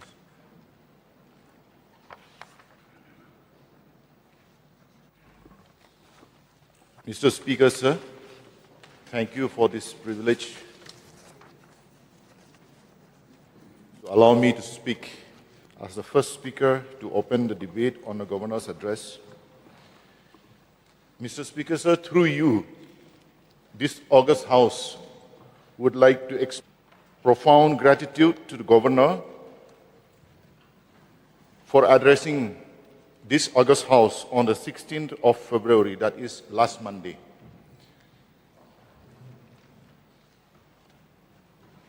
In spite of his physical inability, the Governor spent a substantial time to address this August House. And in my observation, Mr. Speaker, sir, history has been made in this August House, in this budget session. And what is that history? Number one is the national song has been played for the first time in the Assembly during the budget session. Of course, the national anthem has always been played. And the beauty is, even the state anthem was beautifully played. And the duration and the beauty of the words of our state anthem is worth mentioning. I hope through this August House, maybe a directive can be given to all the schools in the states, maybe from lower primary schools, that they should start singing it at the school level. Mr. Speaker, sir, I remember how I know how to sing the national anthem is because we were asked to sing during the school assemblies when we were students. And when we talk about Khasi Hills and Ribhoi district in particular, every morning we used to sing either Rikhasi Rikhasi, or in Ribhoi district we used to sing the Ribhoi anthem, Ribhoi Ritem. So that is how we all learn how to sing the district anthem which we have in Ribhoi district. Now coming to the address given by the governor, in para 3 of his address, the governor clearly stated that Meghalaya is second only to Tamil Nadu in the state, in the development index and the growth of the economy.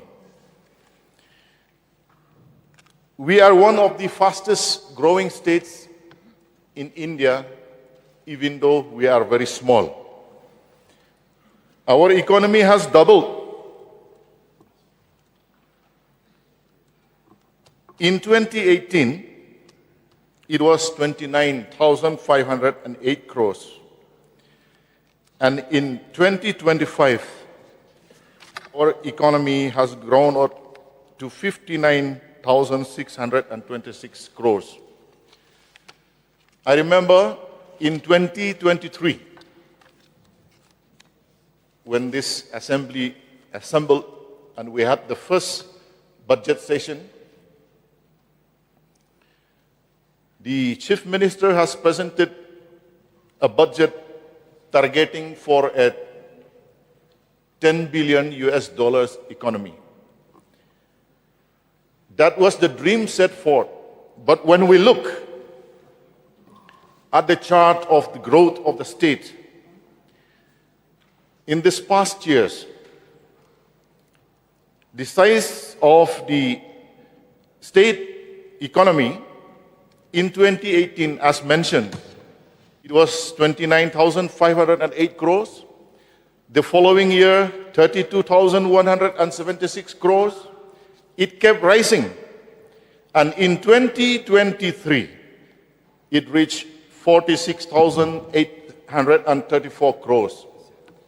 Now, when we look at the graph, the projection which the Chief Minister has given for the growth of the state to reach a $10 billion economy by 2028 will not only remain a dream, but will become a reality because of this graph of growth. Now, with the growth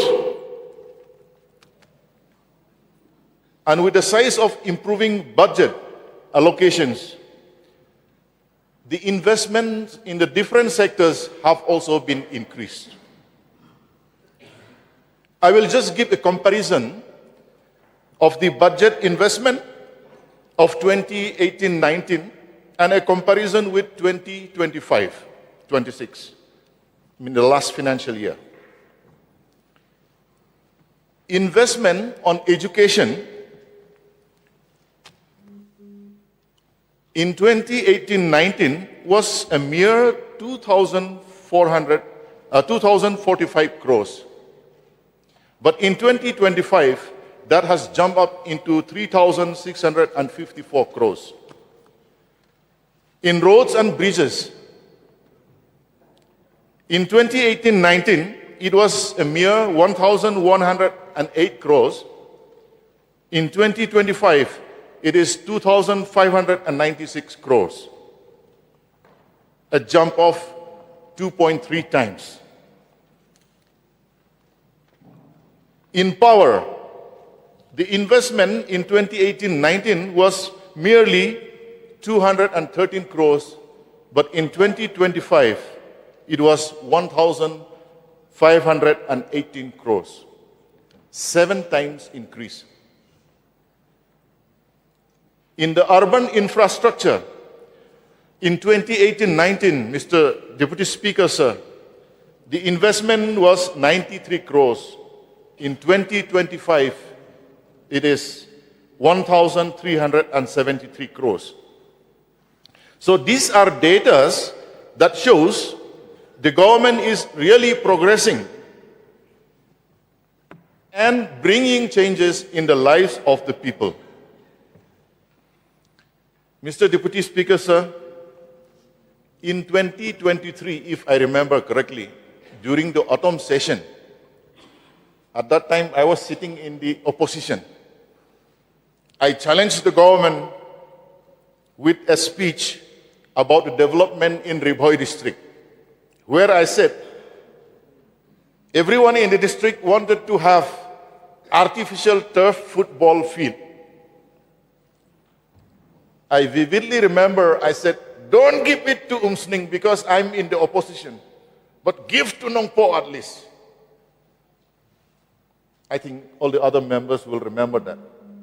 In 3 months' time, the foundation stone was laid. I don't claim that because of my speech it was given, but it was the targeted journey that the state government has planned.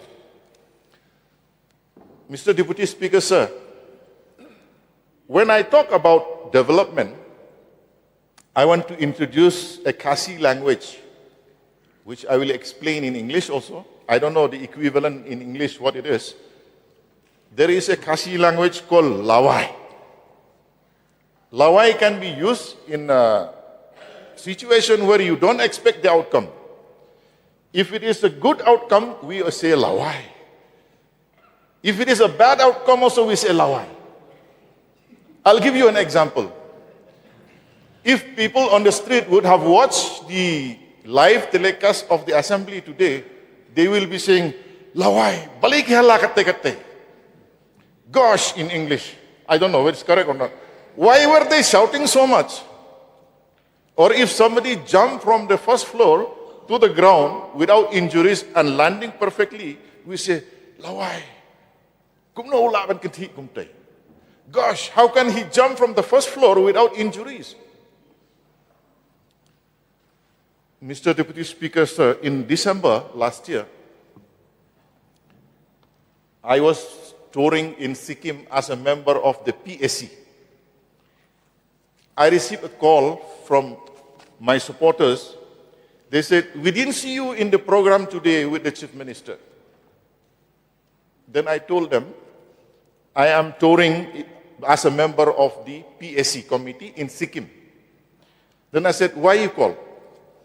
No, today foundation stone was laid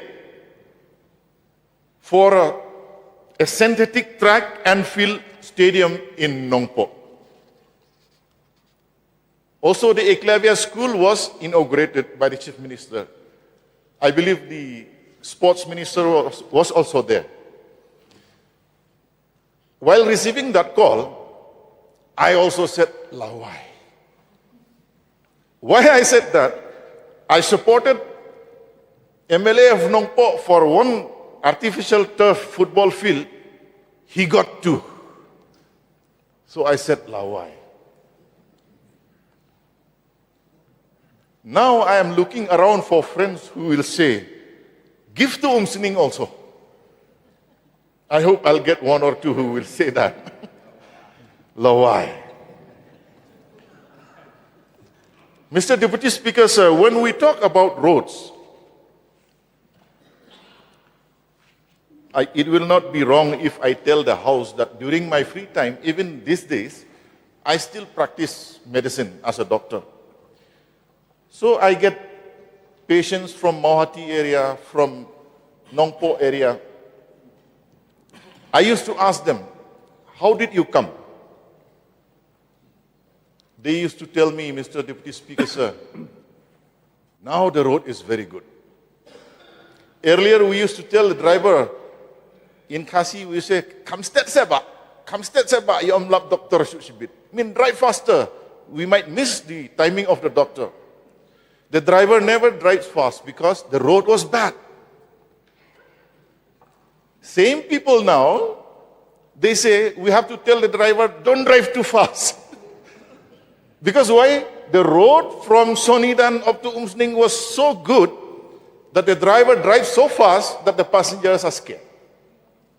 So I ask from these people because these are the people who speak neither for the government nor against the government. They give their opinion purely on their personal experience. So I narrate this story because now when I go to Patarkama under Jirang constituency, previously if I go to Patarkama from Umsning or from Shillong, I have to give 1 full day. In fact, 2 days, 1 day for rest because of the backaches, bad roads. Now we go, come back as if we have not gone anywhere. I tell this story because I want to tell this August House that this government delivers. Mr. Deputy Speaker, sir, in the delivery of development, sometimes I feel sad. The government has done its part, has brought schemes, has brought projects, implemented them, but sometimes it is the contractor who does the work that destroys the joy of getting a new road because of the poor quality of work. I will not be wrong to suggest here, maybe the state government, if they keep finding the same contractor not performing up to the standards, maybe a black mark can be done on those group of companies or contractors. That is one suggestion I want to make. Of course, e-tendering process make it difficult to identify who will get, who will not get. But at least contractors or companies with a bad track record should be intimated to the central government also, so that they will not get more jobs and destroy the joy of getting development for the people. Now to go further, I have mentioned that the state economy has improved a lot. What are the impacts?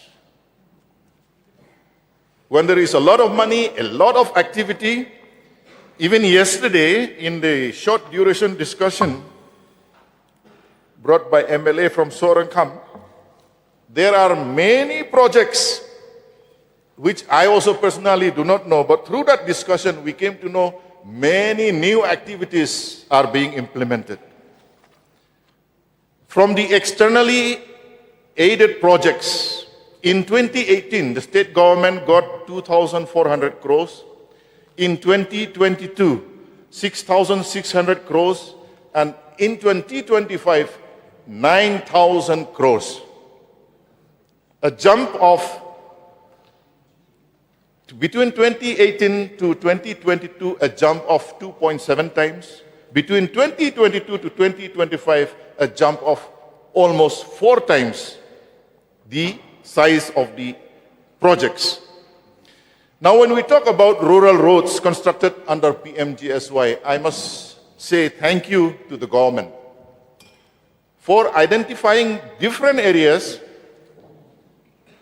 rural habitations that have been connected. In 2018, there were 70 only. In 2022, 554 habitations. And in 2028, 658 new habitations have been connected. And when I talk about habitations, let's go to the length of the roads. In 2022, 3,734 kilometers were constructed under the PMGSY. And in 2025, 4,348 kilometers of roads were sanctioned under the PMGSY.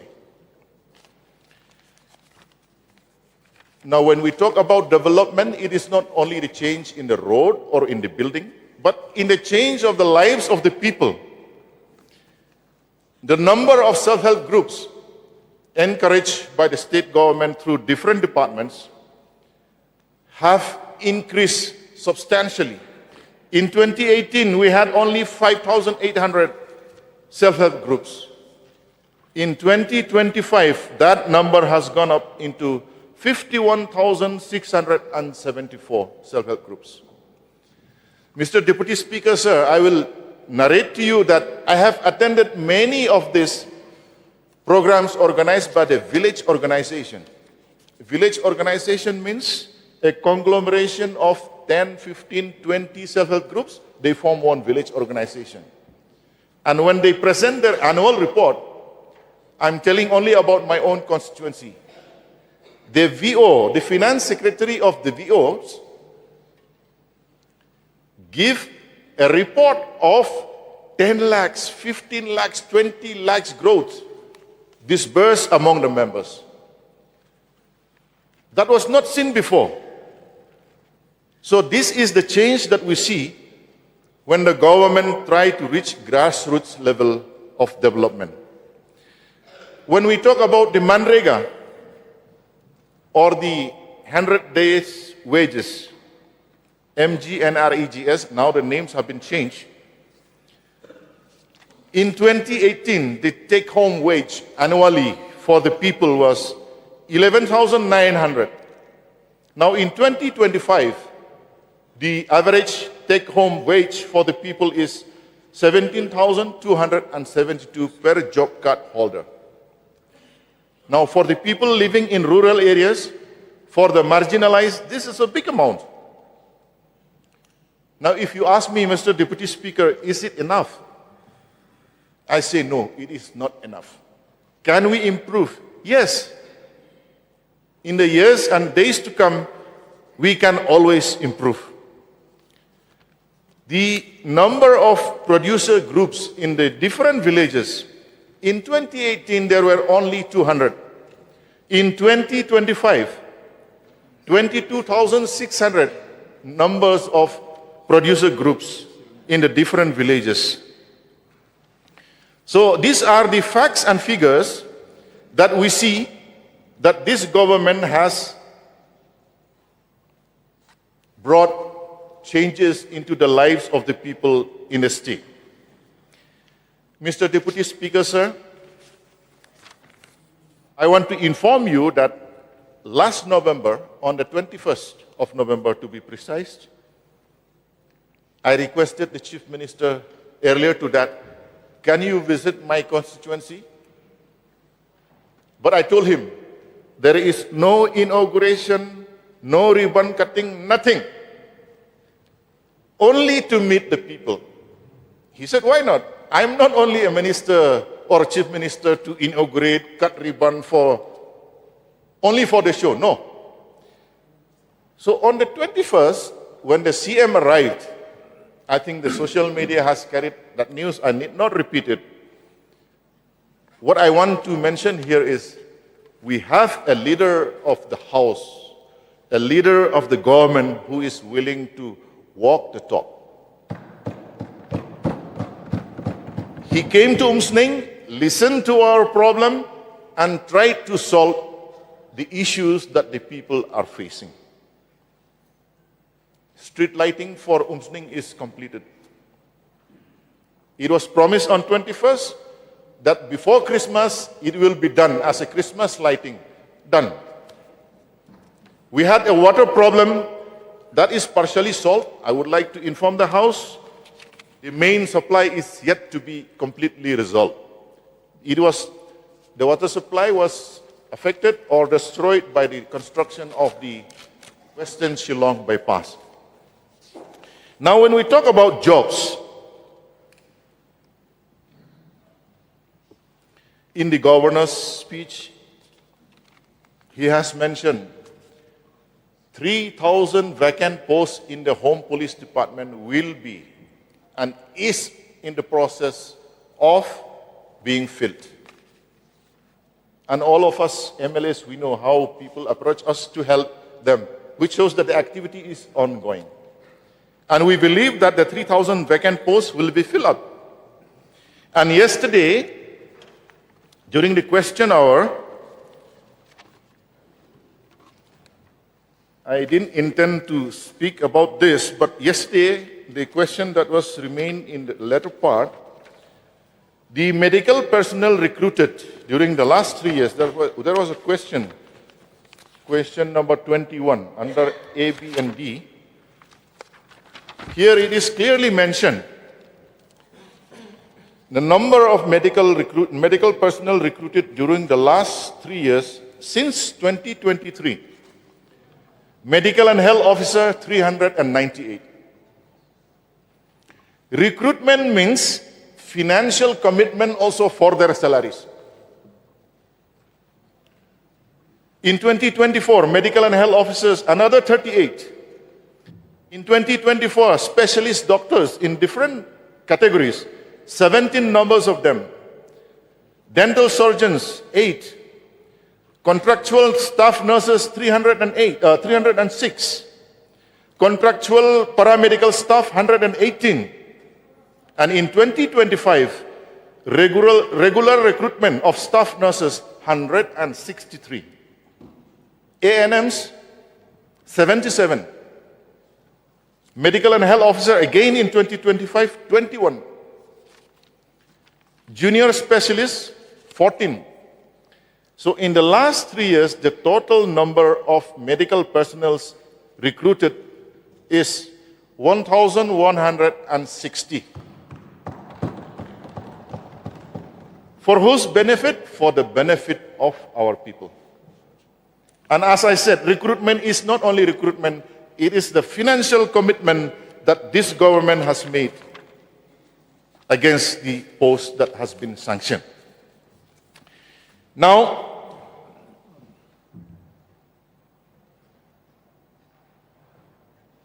I can go on narrating, Mr. Deputy Speaker, sir. But there will be many who will also be participating. I only want to say this. Has the government done its job? The answer is yes. Has it done to everybody's satisfaction? No. Critics will always be there to say the government has not done this, has not done that. Even when it comes to road, I told about the beautiful road to Mauhati, but it ends in Sonidan. Those who stay beyond that, they'll say, why the government is not looking after us? Even in my own constituency, I have told this to Honorable CM also, that I have a bridge. During the rainy season, when the school students cross the bridge, where there is no rain in the morning, and during school hours, if it rains, when they go back, they cannot cross that river.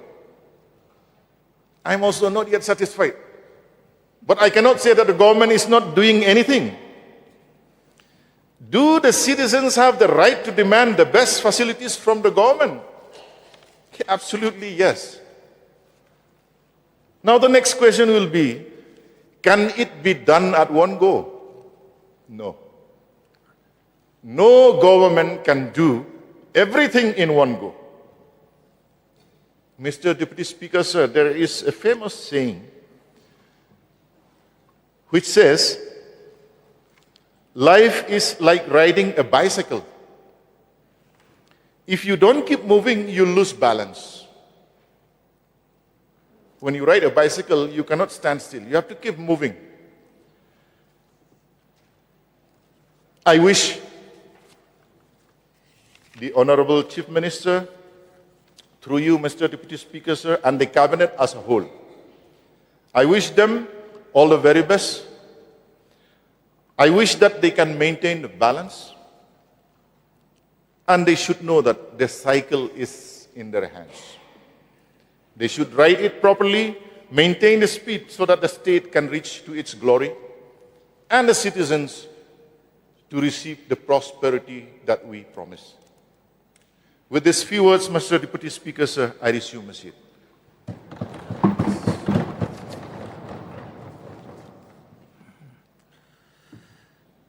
Now I would like to inform the House that amendments to the motion of thanks to the Governor's address has been submitted by Sri Rupa Marak MLA and seconded by Srimati Miani Dishira MLA.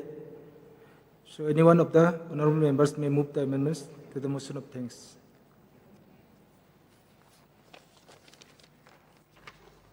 Thank you, Mr. Deputy Speaker, sir, for allowing me to move the motion of thanks to the Governor address under Rule 15 of the Rules of Procedure and Conduct of Business. But I regret that the Governor's address fails to mention the following: any effective measures to combat illegal mining activities in regard to minor minerals, comprehensive measure to deal with illegal immigration and uncontrolled influx into the state, any concrete policy to deal with growing pollution in the state.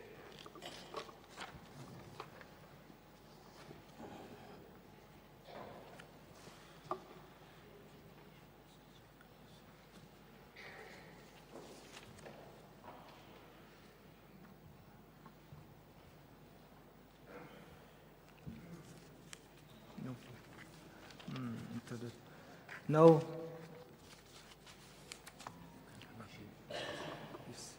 I will now request Honorable MLA Sri Aden Miller Basamot to initiate his discussion in the debate on the Governor's address. Move on. Sir, Sorry. Yeah, you can initiate his discussion now. Sorry. thank you, sir. I rise here today to discuss some points on the Governor's address, which I feel has been left out during his address. As I've already read out some following points. The number one, any effective measures to combat illegal mining activities in regard to minor minerals. Illegal extraction of minor minerals is happening in the Garo Hills region and has become a very serious concern.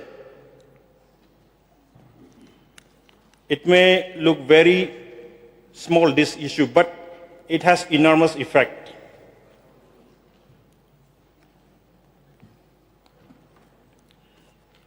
It results into loss of revenue to the government. The illegal quarrying and unauthorized transportation in the Garo Hills region has impacted the environment as well. The illegal mining not only leads to the results of loss of revenue, like I have said earlier just now, it destroys the whole environment. The whole vegetation is affected. It also affects the water sources by drying it up. Last month, I visited one of the sites where illegal stone quarrying was taking place.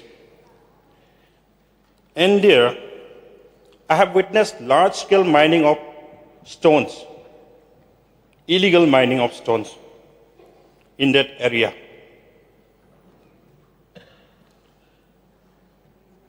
which has created destruction of environment in a very large scale way.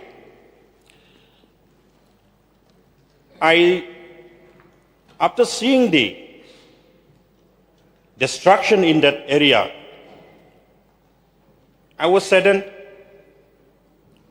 and I further went into checking what is really happening in that area. There are more than 70, 80 stone quarries in that area, unauthorized, illegal stone quarries in that area.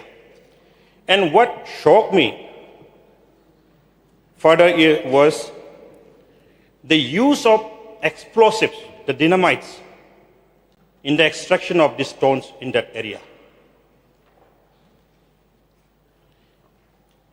So, by witnessing this, I suspect that these illegal activities are controlled by some mafia, stone mafia, who runs this whole operation.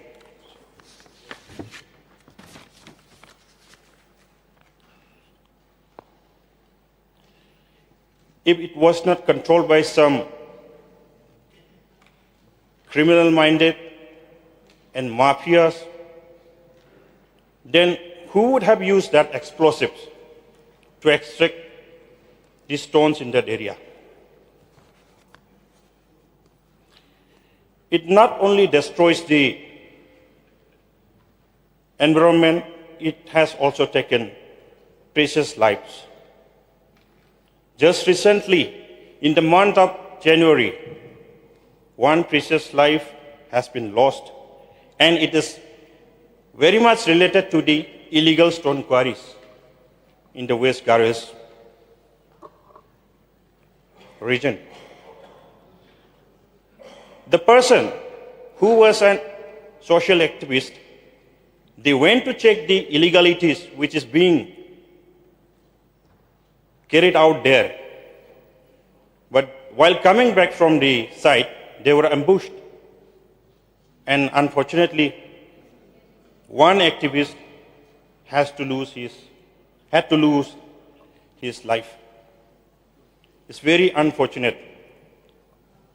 So if that stone quarries are not run by some mafia or organized crime syndicate, then who would have had the guts to kill those social activists, ambush them, attacking them, assaulting them, by taking the law into their own hands? It's a serious concern. This stone quarry not only degrades or destroys the environment, but it has taken the life of our own people. And now, because of that stone quarry, one life has already been lost, and in related to that, now there is a sense of fear and insecurity among the people in that region.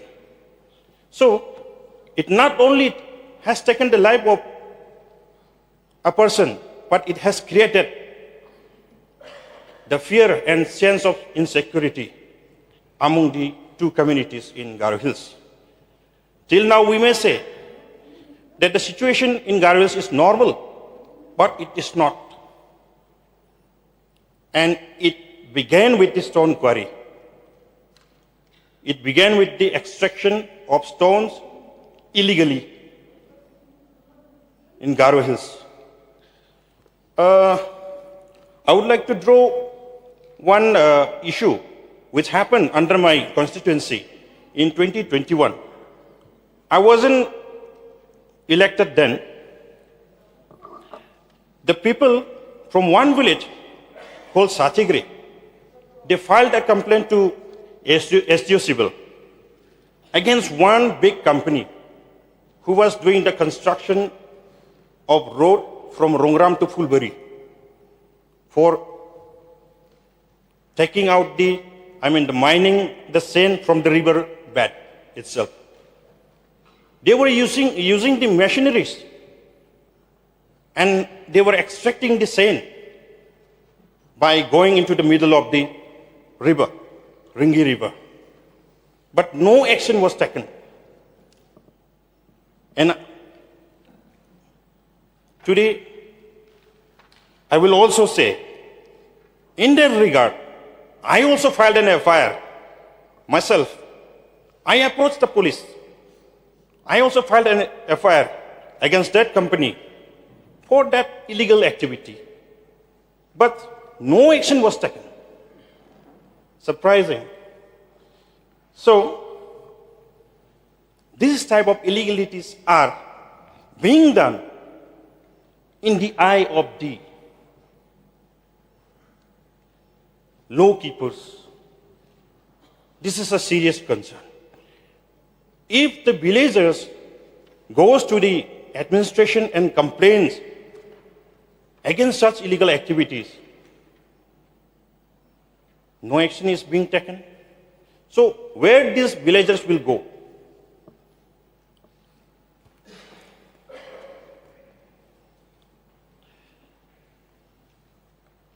So those people who killed the innocent social activists who were there to check the illegalities being done in the Wadagokri area just recently, they are not ordinary people.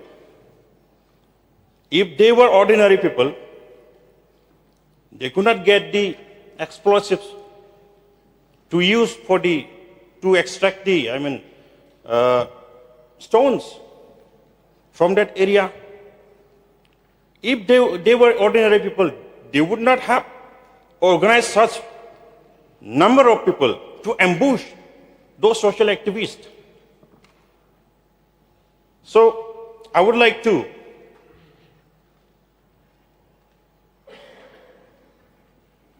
put forward this issue in this August House.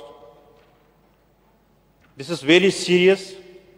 And another issue which I would like to discuss, the comprehensive measure to deal with illegal immigration and influx in our state.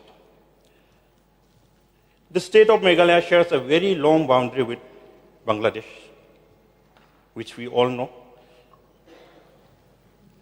While we were having that question hour, we were discussing that, and someone, my own colleague, he was stating that we share a very long boundary with Bangladesh. And time and again, we have seen in the newspapers the reports that carries the news about Bangladeshis being apprehended, being detected inside the territory of Meghalaya. This is very scary. Some people may not have been detected. We don't know the exact number of people who are sneaking into our territory of Meghalaya. So it's very scary. And another one, which comes from the neighboring state of Assam. Last year, Assam has conducted eviction drives on those people who were occupying forest lands. Now they are landless, and we are very near to them. And I fear these people, they will sneak into our Meghalaya. Once they have sneaked into our Meghalaya, they will try to snatch away our land, even our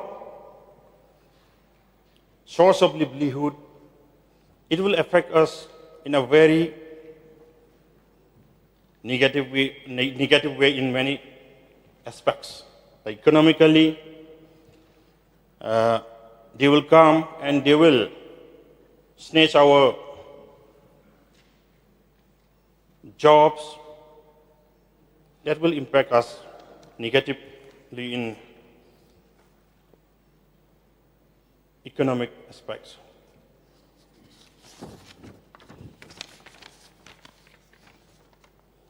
So to detect all this illegal immigration, which we have already discussed in the question hour, also about the implementation of ILP. Yes, ILP is not a state subject, it's a center subject. So it's still pending in the, with the central government. I would like to urge the government of the day to implement MRSSA 2016 so that all these illegal immigrants and the large-scale influx can be checked. Yesterday, I heard our Honorable Home Minister saying that this MRSSA is being implemented in some pockets of Khasi Hills. I heard him saying, why not in other parts? It should be implemented not only in Khasi Hills, it should be implemented in the whole of our state. That is my humble request. And speaking about pollution, water pollution, when we talk about pollution, we always give focus to air pollution only. We don't give focus, we don't give our concern to water pollution. Water pollution is becoming a serious issue. Illegal and unregulated mining has contaminated once again. In this issue also, that mining has come up. Contaminated rivers and streams affecting aquatic life in our state. We cannot ignore the long-term effect it will bring. And there is also the problem of land and solid waste management. Sometimes the drains are clogged with plastics, and these plastics during the monsoon leads us to floods in the roadside, and the situation becomes immovable. I mean, we cannot move through that road. It happens in, I have seen in Shillong also, in Polo area, it used to flood it. So these are my areas of concern. And of course, there is law and order situation, which has arisen in Garo Hills region. It began with the killing of Mr. Dipok Armara, who happens to be from Tigrigila. He was murdered in the dead of the night, and his body was left on the NPT road, that Assam Medipara Pulbari Tura road. And his body was discovered in the morning, lifeless body. And after that,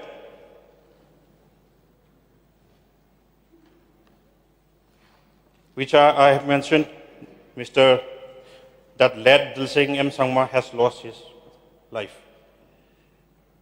And now, sense of fear and sense of anguish is there in Garo Hills region. People are not moving freely from one place to another. Situation, we can say from far the situation is under control, but it's not. The fire is still there. And in the social media, everyone must have seen that ISIS poster in Tura. It scares everyone, threatening Garo people with, in the poster that you will be wiped out you will be outcasted from Garo Hills by 2027, 28, like that. So these are serious problems, law and order problems. People are in fear now. And even the NGOs, they are up in arms against some particular community. This type of law and order problem is there in Garo Hills. And the issue of, I would like to highlight the issue of mandatory cash memo in the wine shops. It may sound funny, but some of my friends, they inform me, sir, please, can you raise this issue in the assembly? I also laugh at first after hearing that. What happened actually? No, you see, they are selling the liquors in a very overcharged price. When we ask for cash memos, they are not issuing. So can you bring that up? So I said, okay. I represent those people who doesn't drink and even those people who drinks. So okay, I will do that. And so here I am, and I'm speaking on their behalf. And yes, they were saying that one black label, they are selling for 3,900. 3,900. But when we see the MRP, it is only 3,702. So 198 overcharge. When they ask for the receipt or cash memo, they don't give, because they will be caught. And they came to Shillong also. They are from Garo Hills. The Garo Hills, it was happening in Garo Hills, so they came to Shillong to check. Even in Shillong, they are selling it for 3,900. It is not it looks like an organized syndicate, mafia type. So this is also an issue. Maybe it's not a serious issue, but if people won't buy liquors, then we may lose on revenue also. That is why I raised this issue. And last year I raised one issue about bad road disease and all. So under my constituency, Tadingri, people were making their earning through arecanut plantation. Now it has all died down due to that disease. Now sometimes they are asking financial assistance from me for the admissions for their children. In the election, they were the one who had helped me. Now they are asking financial assistance. Arey brother, sir, all the arecanut plantation has died down, so we don't have any option. So can you help us with that amount, with that such and such? It's very, saddening. I feel so pity for them, but, we cannot also do anything in that. So all those arecanut plantation has already been died down. It cannot be brought back to life. But if the government of today can arrange some alternate livelihood some alternate livelihood programs, then it would have helped the people of my region. And I saw some drones being flying around, spraying some medicines over the top of the arecanut plantation under my constituency. But it's yet to be done in other constituencies. Sometimes I feel scared. Why it's only under my constituency? Why not in other constituency? Is Dadangri being treated as guinea pig? I feel like that sometimes for tasting. So is it because I raised this issue in this floor? Now the government has sent some experts to taste there. But the people there, they're quite happy with the experiment. I appreciate that. But we are yet to get the results, see the results. But alternate arrangement for their livelihood should be done. Otherwise, their life will be going back to that age where they started. And I would like to place one issue, which is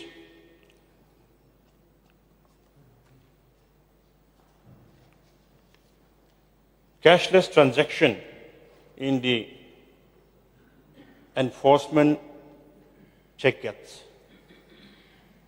If it is cashless transaction, the government will get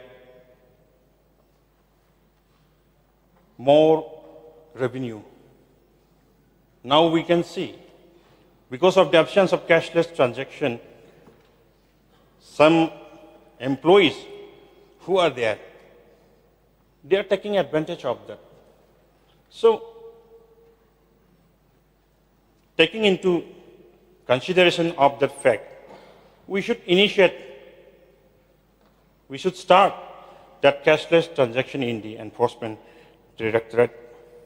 And last year, it was a matter of pride when our Meghalaya started its own university, Captain Williamson Sangma State University. And the teaching and non-teaching staffs, they were appointed on ad hoc basis or temporarily, on contractual. Till today, they are working as contractual employees. And they are getting lump sum of 50,000. 50,000. And the location where our university is, it's very far from Tura. And all those teaching staffs, they are staying in Tura. So in fuel expenses, some 20 to 30,000 are being spent on monthly basis. So how we expect those teaching staffs and other staffs to deliver in their duties? So kindly look into this matter with a serious concern. And their jobs has to be regularized, has to be done in a permanent way. This is my humble submission. There are many issues which may look small, but sometimes it affects our everyday life. Like we always talk about decongestion and traffic management in cities like Shillong and Tura, but sometimes we should look into those areas where the urbanization is rapidly coming in. Like in my constituency, Dadangri and Jingjal. Jingjal is the place where this airport is going to be operationalized soon. So there should be a planning so that in future it won't be decongested. Traffic congestions will not take place. Not only in Dadangri, Jingjal subdivisions, in other subdivisions also, there should be a planning. Some NGOs in Dadangri, they have written to the DC and S2 Civil as well to look into that matter, to form a committee, a planning committee, so that all the people will not encroach into the government PWD land. This initiative will benefit the people in the long run. Otherwise, like what we are seeing today, we will be compelled to see eviction of people, demolition of the habitat to make way for the future projects. And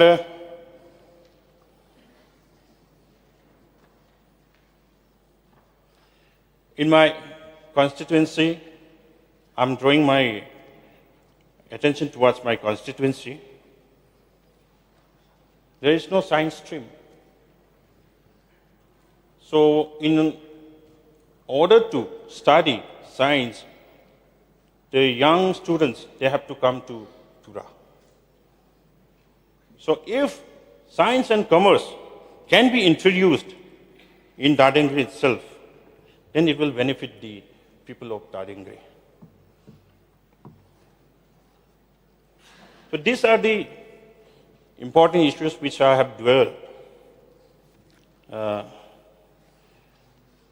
so that the government can look into and solve for the better benefit of the public. And in Dadingri CHC, there is shortage of staff also. Not only those medical staff, but those staffs who are working as dhobi, cook, and sweeper, even sweeper. If there is no sweeper, then who will who will clean the hospital, the CHC? If there is no cook, then who will cook for the patients who are admitted in the CHC? So that is why the Dadingri CHC is in a very pathetic condition. I have visited them, and the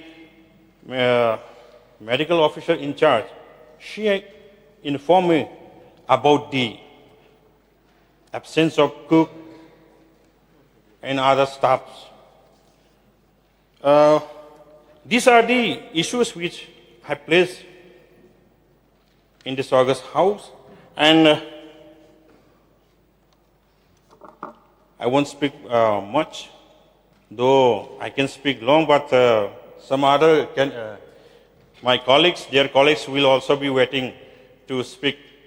So I would like to resume my seat. Thank you, sir.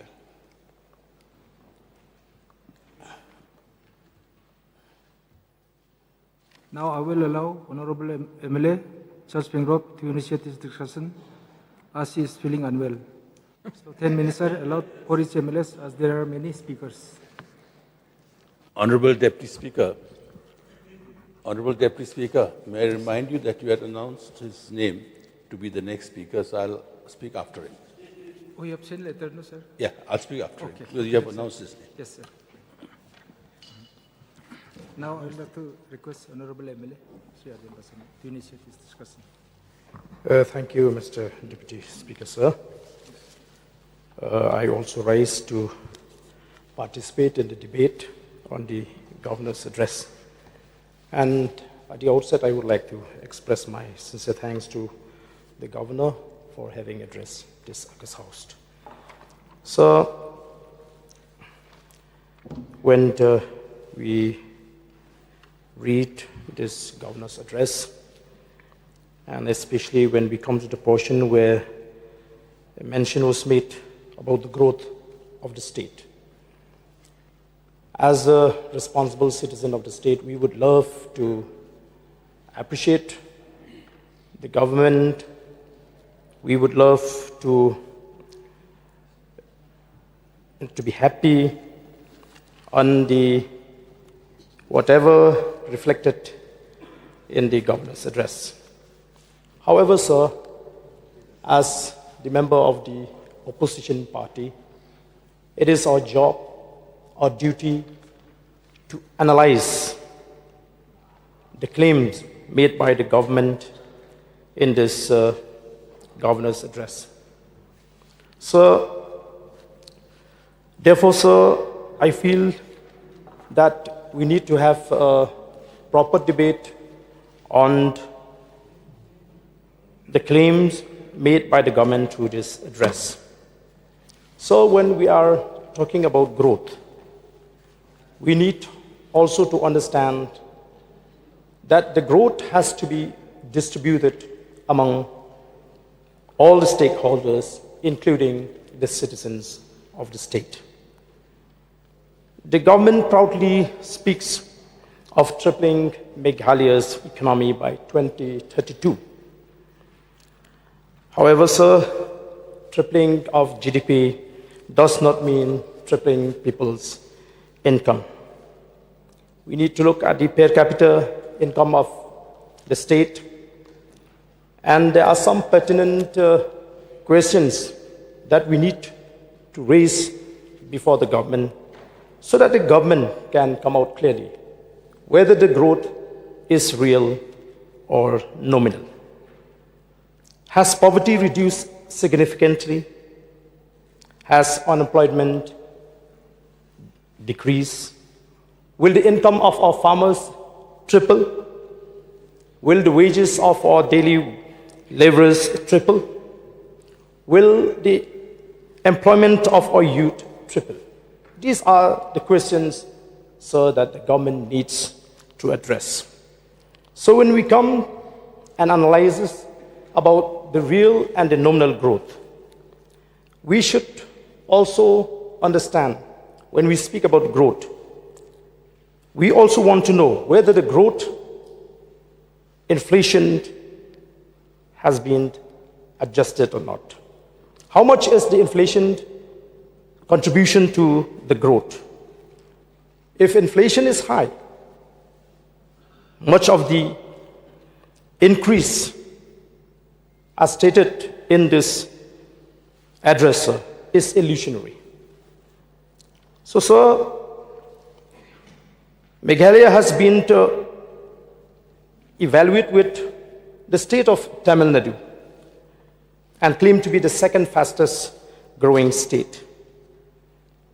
So this, for the benefit of this August House, is due to the low base effect.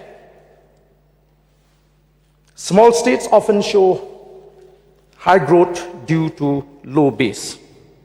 When the base is small, sir, even modest expansion in the expenditure appears extraordinary. So when we look at the per capita income among the northeastern states, Sikkim per capita income is the highest among northeastern states. Arunachal with 5,87,000 and Arunachal Pradesh with 2,46,800,000. Mizoram 2,34,900. Nagaland 1,54,800.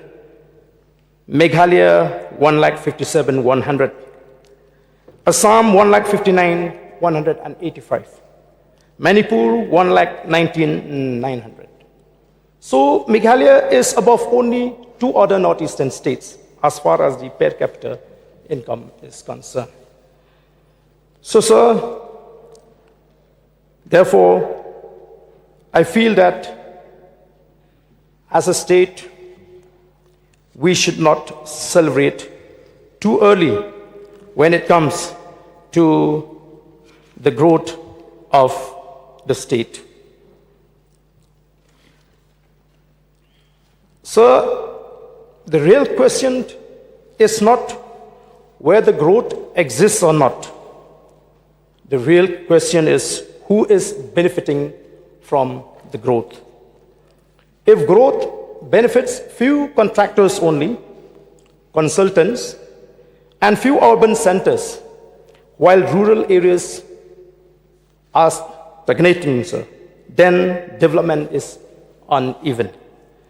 So therefore, sir, until growth is visible in every village, until employment reaches every youth, until autonomy is strengthened, until fiscal discipline is ensured, we have to ensure that the qualification of the word growth is as per its spirit and letter. So, while I am standing here, I am reminded of the indomitable courage and conviction of our visionary leaders who stood before the Constituent Assembly without fear, demanding constitutional protection for our indigenous tribal communities. So after intense deliberation and prolonged debates, their persistence culminated in the inclusion of the sixth schedule in the Constitution of India. So I feel that we must also pay tribute to all the brave men and women who fought relentlessly for the statehood. The statehood was not granted as a favor. It was secured through sacrifice, struggle, and unwavering resolve. Many endured imprisonment, lathi charges, and untold hardships so that future generation could live with dignity and self-governance. However, sir, today, when we examine the direction in which this government, the present leadership is steering Meghalaya, we must ask ourselves, are we remaining true to the vision of those who fought for statehood? Our leaders did not struggle for decades so that we could become spectators in our own land. They fought so that we can govern ourselves, protect our identity, safeguard our land, and secure our economic future. So, the vision was translated into law. Protective legislations such as the Trading by Non-Tribal Regulation Act 1959, Meghalaya Transfer of Land Regulation Act 1972, and Benami Transaction Act 1985 were not accidental, sir. They are deliberate safeguards, shields meant to protect tribal interests from exploitation and gradual erosion. But sir, today we see worrying shift. Policies and administrative decisions appear to be promoting doors for non-tribals' interests to increasingly dominate trade, acquire land through indirect means, and expand economic control within our state. Whether intentional or not, the effect is clear. The protective walls built by our forefathers are being weakened. So, development cannot be used as an excuse to dilute safeguards. Investment cannot come at the cost of our identity.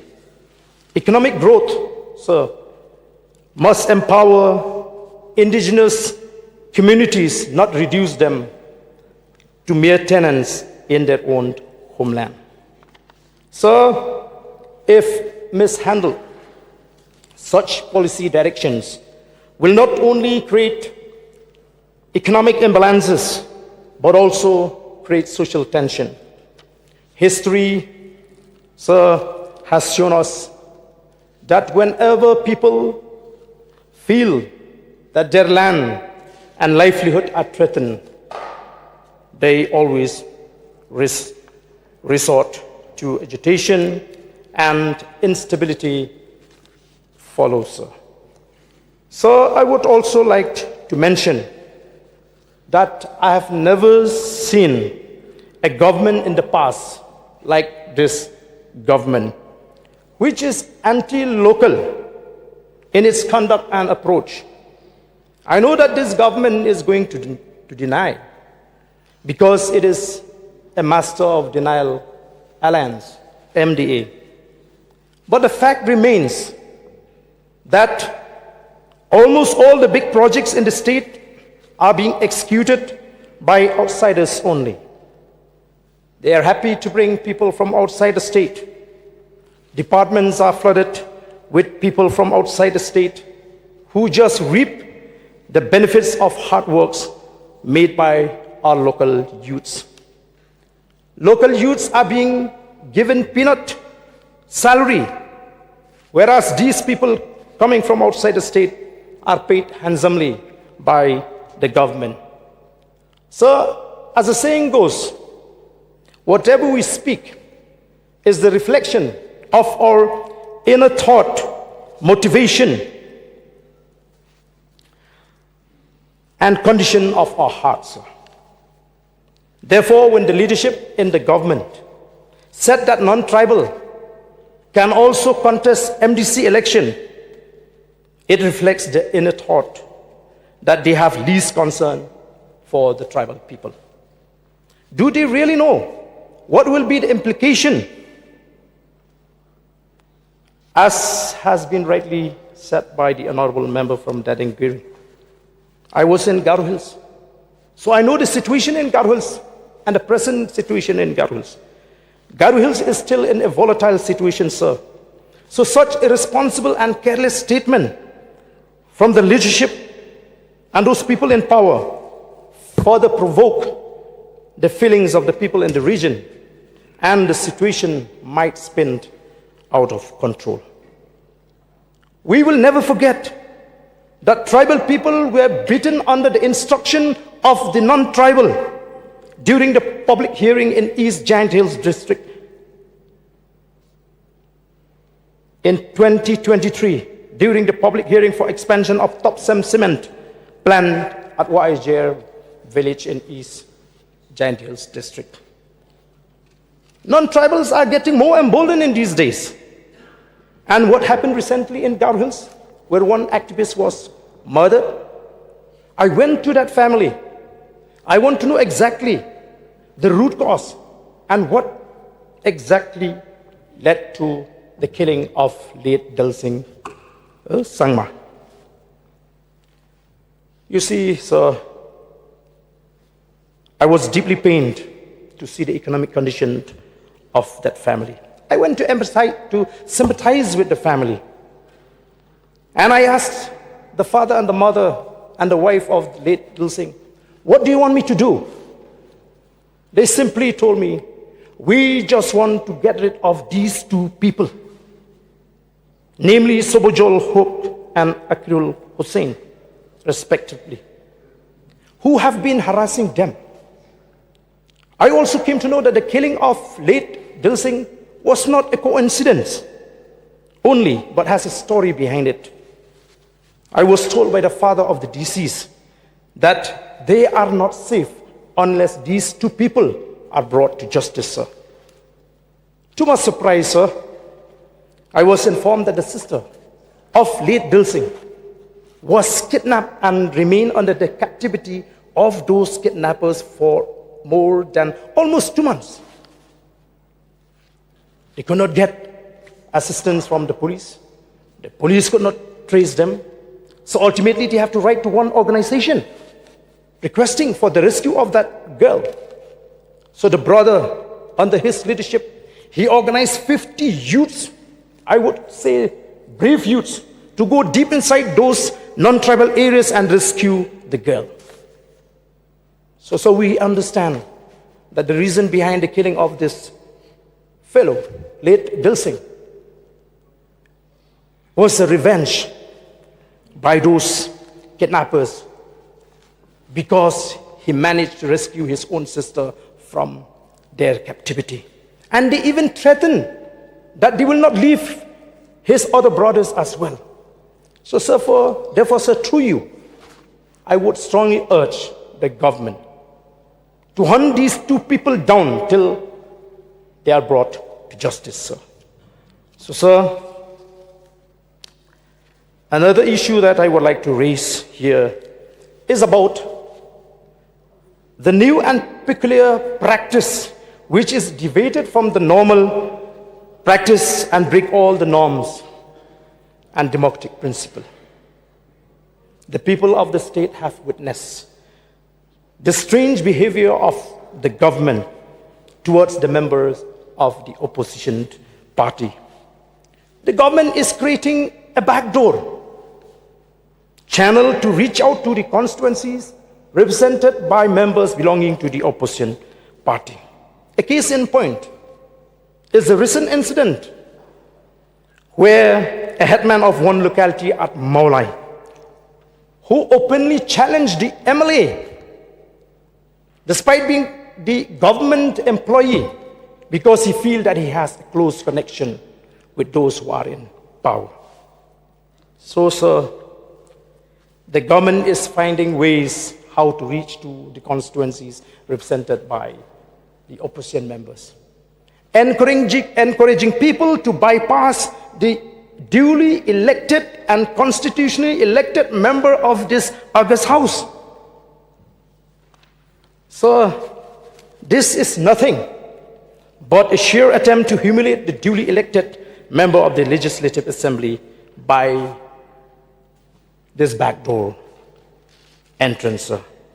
Sir, let me remind this August House that do whatever you want to do to discredit us who are genuinely elected by the people through fair means.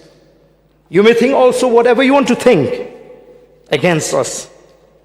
The kind of pressure that this government is giving to the opposition members made us to see many were jumping ship, thereby openly violated the anti-defection law.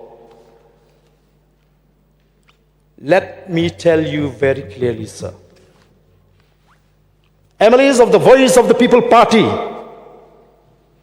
will never bow down before this government. We strongly believe that every dog has his day, and that day is not far away, where we will be in the other side of the house to rule the state. So there are some government officials too who openly behave in an improper manner because they feel that they are very much in good terms with those who are in the government. The worst part is that this government is encouraging rejected MLA candidates to propose scheme. Now we are going to have dual MLAs in the constituency represented by the members of the opposition. Sir, what the government is doing only reflects their poor mentality. It doesn't affect us at all. And to be honest with you, let me tell the government that the action of the government indeed benefits us politically and electorally. This kind of behavior is never seen before, and it was never a culture or practice of the tribal people, and it is a pretty foreign to us. This government is working like a political party where the chief minister is working as the president of the party rather than the head of the state. So I would also like to come to another issue, that is the environment and natural resource governance. As we all know, Meghalaya is one of the most ecological sensitive states in the country. Our forests, rivers, and hills are not just scenery, sir. They are our economy, our survival.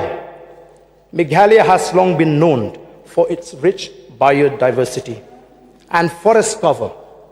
However, recent reports indicate a worrying decline in forests. According to India's State of Forest Report ISFR 2023, the latest, Meghalaya lost over 84 square kilometers of forest cover between 2021 and 2023, when this government claimed to have brought many projects. So they are overlooking the issue which is very important for human beings, that is the environmental issue, sir. And this is one of the highest losses among northeastern states. This has been reported in India Today Northeast on December 23, 2024.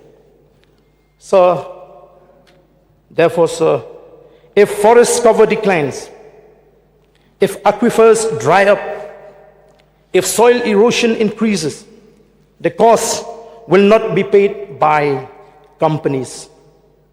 It will be paid by villagers, farmers, and future generation of the state. Further, sir, when forests disappear, rainfall patterns change. When rivers are polluted, livelihood collapses. When hills are destabilized, disaster follows. So therefore, sir, I feel that governmental governance must move from reactive ban to proactive regulation. Sir, I would also like to state very clearly in this House to dispel the misunderstanding of the people outside the state, outside this House, sir, because there has been an attempt to suggest that the Voice of the People Party is against mining. We are not against mining. We are against the illegal mining that is going on in the state. Therefore, we feel that the government should initiate steps to ensure that scientific mining with strict monitoring, community-based forest protection, and transparent environmental clearances. So, I would like to come to another issue, and that is the border issue. The border issue with Assam remains a sensitive and emotional matter for our people. While the government claimed that some areas of differences have been resolved through agreement, yet this was done without taking the people, the local people of those areas into confidence. We still witness tensions in our border areas, like Mukro, Maikuli, Sierra Extra, which remind us how fragile peace can be. So, dialogue must not compromise territorial dignity. So therefore, sir, I feel that the governor's address should also provide clear timelines for resolution, stronger security for assurance for border villages, spatial development packages for affected communities, because peace in the border area must never mean compromise of dignity. Peace must not come at the cost of rightful territorial claims. So when it comes to governance, accountability, and preventable failures, whether it is mining-related tragedies, environmental violations, or administrative lapses, if a mishap is preventable, then accountability must follow, sir. Governance is not measured by announcement alone. It is measured by enforcement. It is measured by transparency. And it is measured by how we prevent crises before they happen. So with these few words, sir, I resume my seat.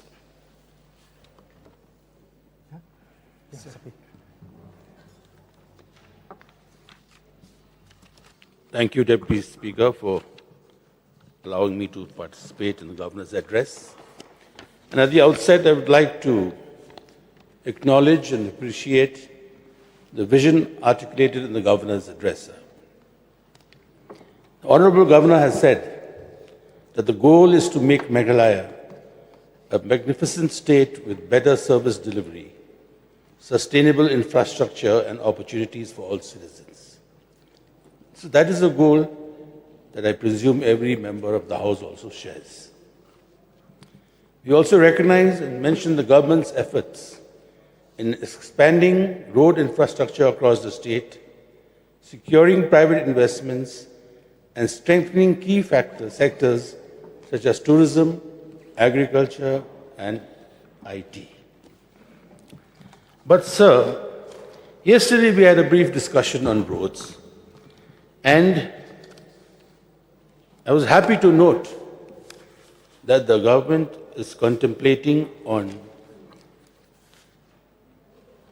expanding and widening the road from Saulad up to Ichirwat and further on.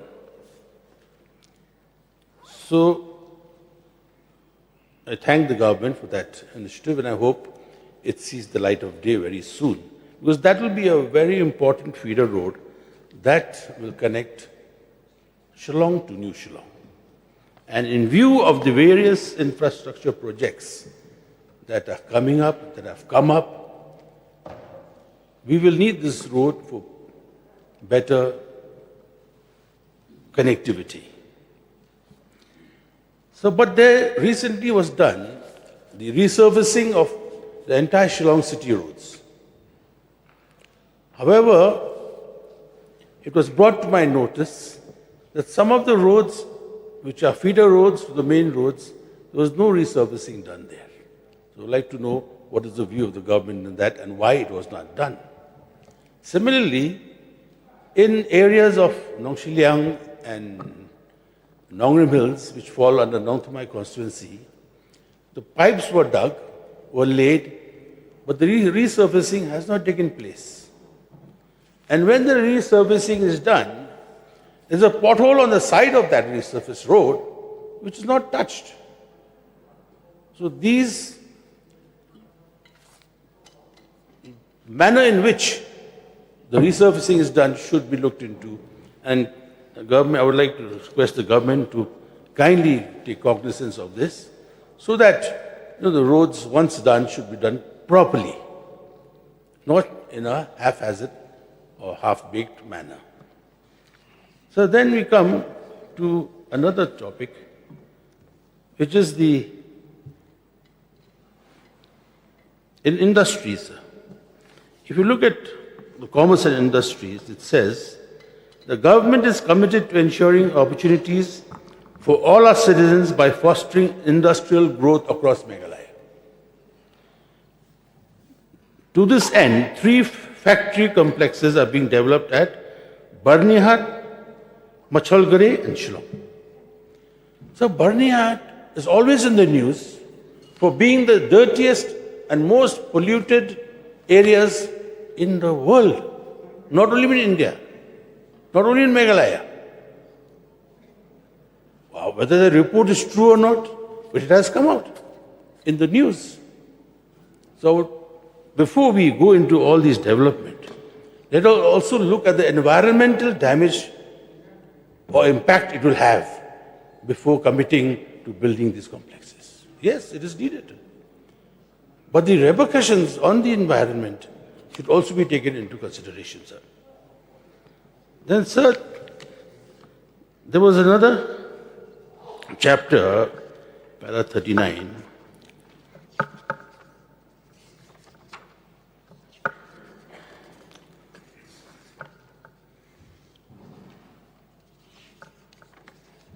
fisheries. Meghalaya's fisheries sector continues to expand as an important component of the primary economy. In recent years, fish production reached 20,456 metric tons, marking an increase over the previous year. That is good news, because Meghalaya is, yes, a big consumer of fish. And being self-dependent without having to import fish is a good thing for the state.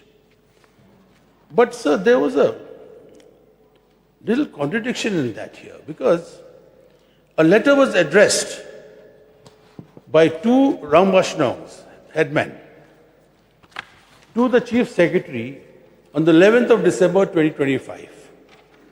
And it said, the proposed construction of a mega structure at the Trout Farm Fishery Department at Wadingling. That is somewhere towards the road leading to Tripura Castle. And the former Minister of Fisheries also laid the foundation stone for the construction of the mega structure.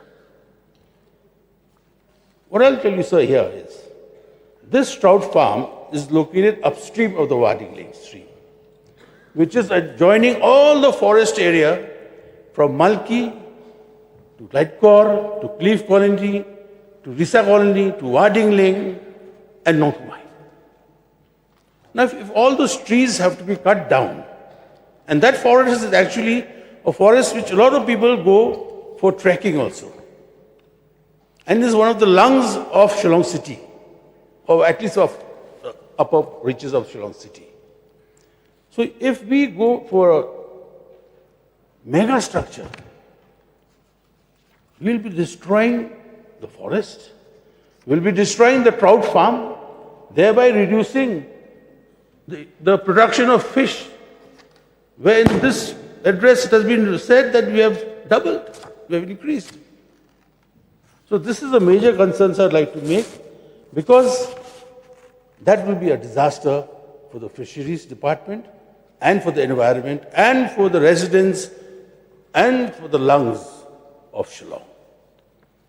So I would like to request the Honorable Chief Minister, the government in this case, to kindly look into this proposed mega structure and again analyze it, whether this is supposed to be a hostel and a guest house for trainees. Now it's good, we need trainees, we need the mega structure, but do we need it in a forest? We have the main fishery center in Maupon in Riboy. There's ample land there. The training center can be housed there also. So the main training center is in Maupon, Riboy, but you're building the structure in Wadingling, which is in Nongtumai constituency. How does it make sense?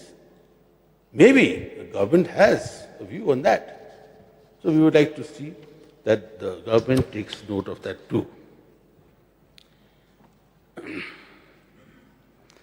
So other than that, there has been a growth in the GDP. The question arises, sir, are livelihoods of our people improving at the same pace as of GDP? Because a study done by the Meghalaya Climate Change Center said that most households in 32 blocks survive on only 5,000 rupees a month. This is a study done by the Meghalaya Climate Change Center. So it does not reflect from the GDP that the benefits are trickling down to the people. So that would also be important.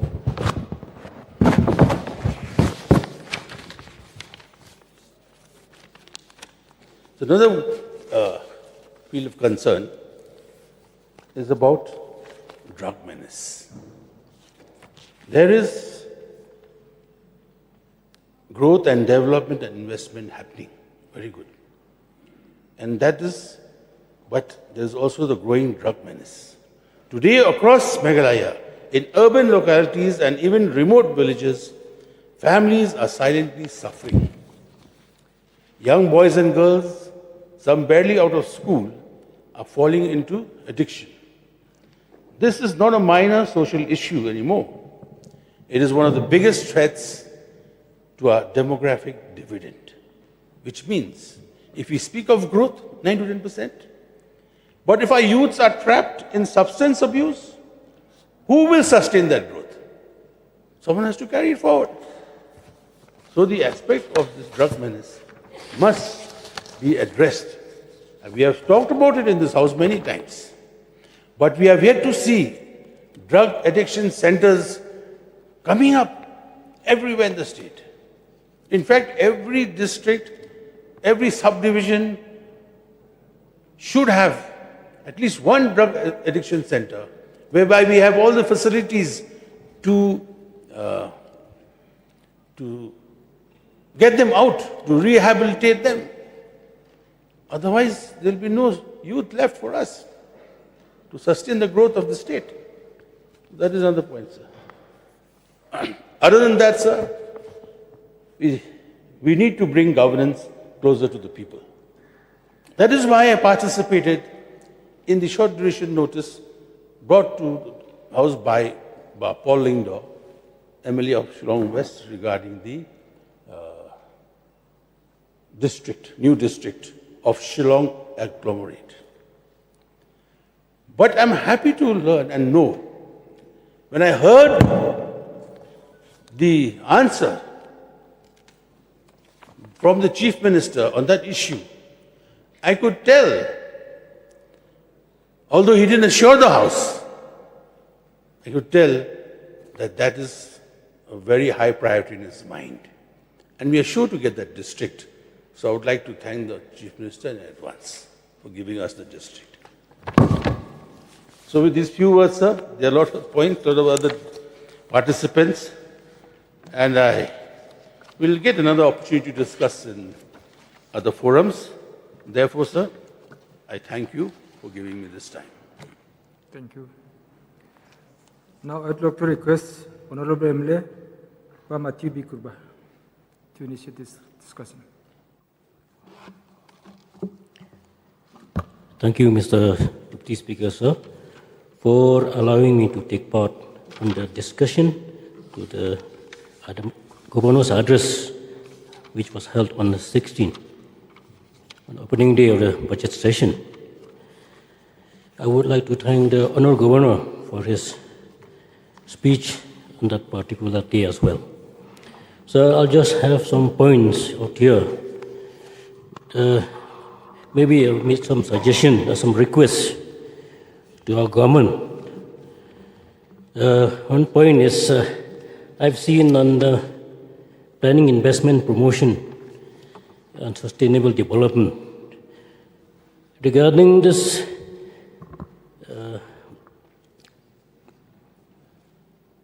funding by the central government, which mostly has been done on 80-20% basis. Like this part of the project, this Sora Circuit Development Project, 234 crore for development of tourism in Sora. So I don't know whether our local contractor will be able to take part in such a huge amount, because I have heard that most of them will not qualify due to the restrictive qualifying criteria to take part in tender for various central government schemes that are being implemented in the state. May I suggest the government to take up with the central government to relax the qualifying criteria so as to help our unemployed youth and small contractors to get contract work through various central government schemes. Like maybe break up one work into different packages so that the amount which can be broken up, the local people can take part in the tender, sir. The next point, sir, to industries. Yes, 3 factory complexes are being developed at Bernihat, Matcha Colgray, and Shillong. I would also request the government that to take care of pollution. Like we have all know the pollution that takes place in Bernihat. I would like to inform you also, sir. In Bernihat, during my service, I stayed there for 6 years. I could never open my windows or doors, even though I stay on the roadside of Bernihat. But still, the polluted dust would still enter my water. So I would like to request the government, before setting up these complexes, pollution should be the main factor to allow any industry to be set up in those complexes so that we will not suffer like the people in Bernihat are suffering for many years till now. Next point, sir. Under PMGSI 4, 258 villages will be connected, each with a population of about 250. Sir, under my constituency, there are villages who are having a population of less than 250. They have been deprived of this scheme, sir. May I request the government to also look into this matter so that PMGSY scheme is implemented in those villages as well. The next point, sir. Coming to power. Power, sir. The bold reforms undertaken by the government in the distribution sector in the last 5 years are showing results. That is, reduction of AT&C losses from 32% to 10.5%. It has been a great job by the power department, by MECL as a whole. And I am told that BPL connection will also again be started in the state. The people of the state, especially the underprivileged, are eagerly waiting for this scheme to be rolled out so that they can avail the free connection to their household, especially those who has been provided with the PMAY scheme. However, I would like to suggest or request rather the government, the power department, or MEPDCL in particular, that they should start the billing immediately within 1 or 2 months, soon after the connection are given. Because as I've met so many people, especially in my constituency, those who have been given connection in the year 2019-20 through the Saubhagya scheme, some of them has been built only after 5 years, giving them a huge bill of 10 to 15,000 rupees, which they are not able to pay till now. And some of them also has been served with legal notice for not paying the energy bill. So I would like to request the department concerned to look into this matter as well. Coming to PHE, most of the water supply to Shillong is being provided from the Umyam Maflang River. By the look of it, a time will come where this particular river will not be able to feed the whole of Shillong area. The case in point here also, the people are suffering, are not getting enough water, especially in my constituency, where this particular project is situated. In villages in Maflang, I mean mention here, sir, villages like Marbisu, Maungap, Pedang Senong, Maurem, Maureng, Lajam, they are not getting enough water because of maybe Mau Plang GS dealers cannot provide them enough water for their daily use. I may suggest here that there are a few rivers around Marbisu Mawang. That is one river called Umyam Marbi, that river that feeds the main Umyam Barapani, which is called Umyam Dam.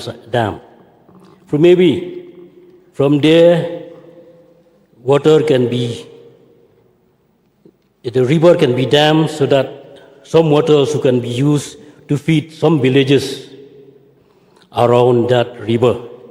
Because as of now, I know the cantonment area of Umroi are still getting water supply from this particular stream.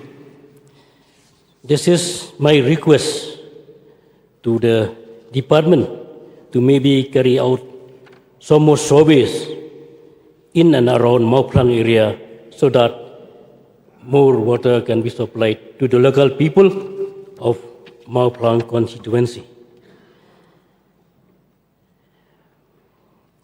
And also regarding PMAY scheme, the people are still waiting for the next rollout of PMAYG scheme as well. Next is tourism. As I stated earlier, 243 crore has been given to Sora area. May I also request the department to also develop more tourism area in the state and also in my constituency as well. We have lots of tourism potential area in Mau Plang constituency. We have in Lingyong area, we have in Nongspung area, villages, then also in and around Mau Plang Sacred Grove as well. We have a particular waterfall called Kshat Lingwa,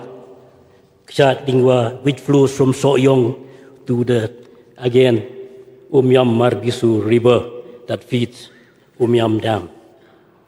Here I've seen lots of help is being given to the homestays.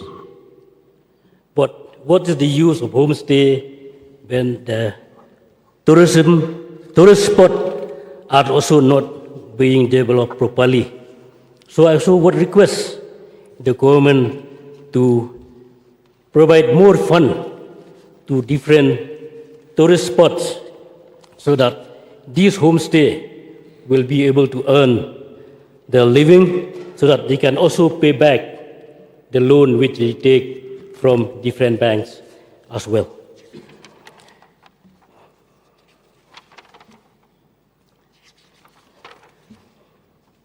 So the next one, sir. Labor employment and skill development. Yes, sir. Lots of skill center are being set up in different parts of the state. However, even though the youth has been trained, but their financial capability has not helped them to set up their own factory or their own way of earning a living. So may I request the government to increase the subsidy to the unemployed youth who has taken up different type of training from those training center. Last one, but not least, is on arts and culture. So I would also request the government to promote cultural tourism in the state. Most of us know only about few cultural program being held across the state, like Shat Sukman Sim in Waking, Shat Nongkrem in Nongkrem in Smith, Wangala dance, Bet Deng Klam. These are the four main cultural programs that are being held across the state, which most of the people from outside the state know. However, I would like to inform the House that in my constituency, there are more than 40 Sanghasis who used to arrange, who used to carry out, promote the practice of this Shat Suk Munsem in their villages. There are 34 in Tersat itself. In Marbisu, there are 3 Sanghasis. In Mauplang, also there are more than 3. This is the point, I would like to make, to promote not only those 4 centers, but for all other Sanghasi as well, so that the tourists who comes to the state will also know that there is a Sanghasi dance or a Bearding Clam dance in that particular village on that particular day. So any tourists who come at any time of the year, they can enjoy and watch our culture as well. With these few words, I would like to thank you, Deputy Speaker, for allowing me to take part in this as well. Thank you, and I resume my seat. Thank you. May I now call upon Sri Livingstone Karpran, please.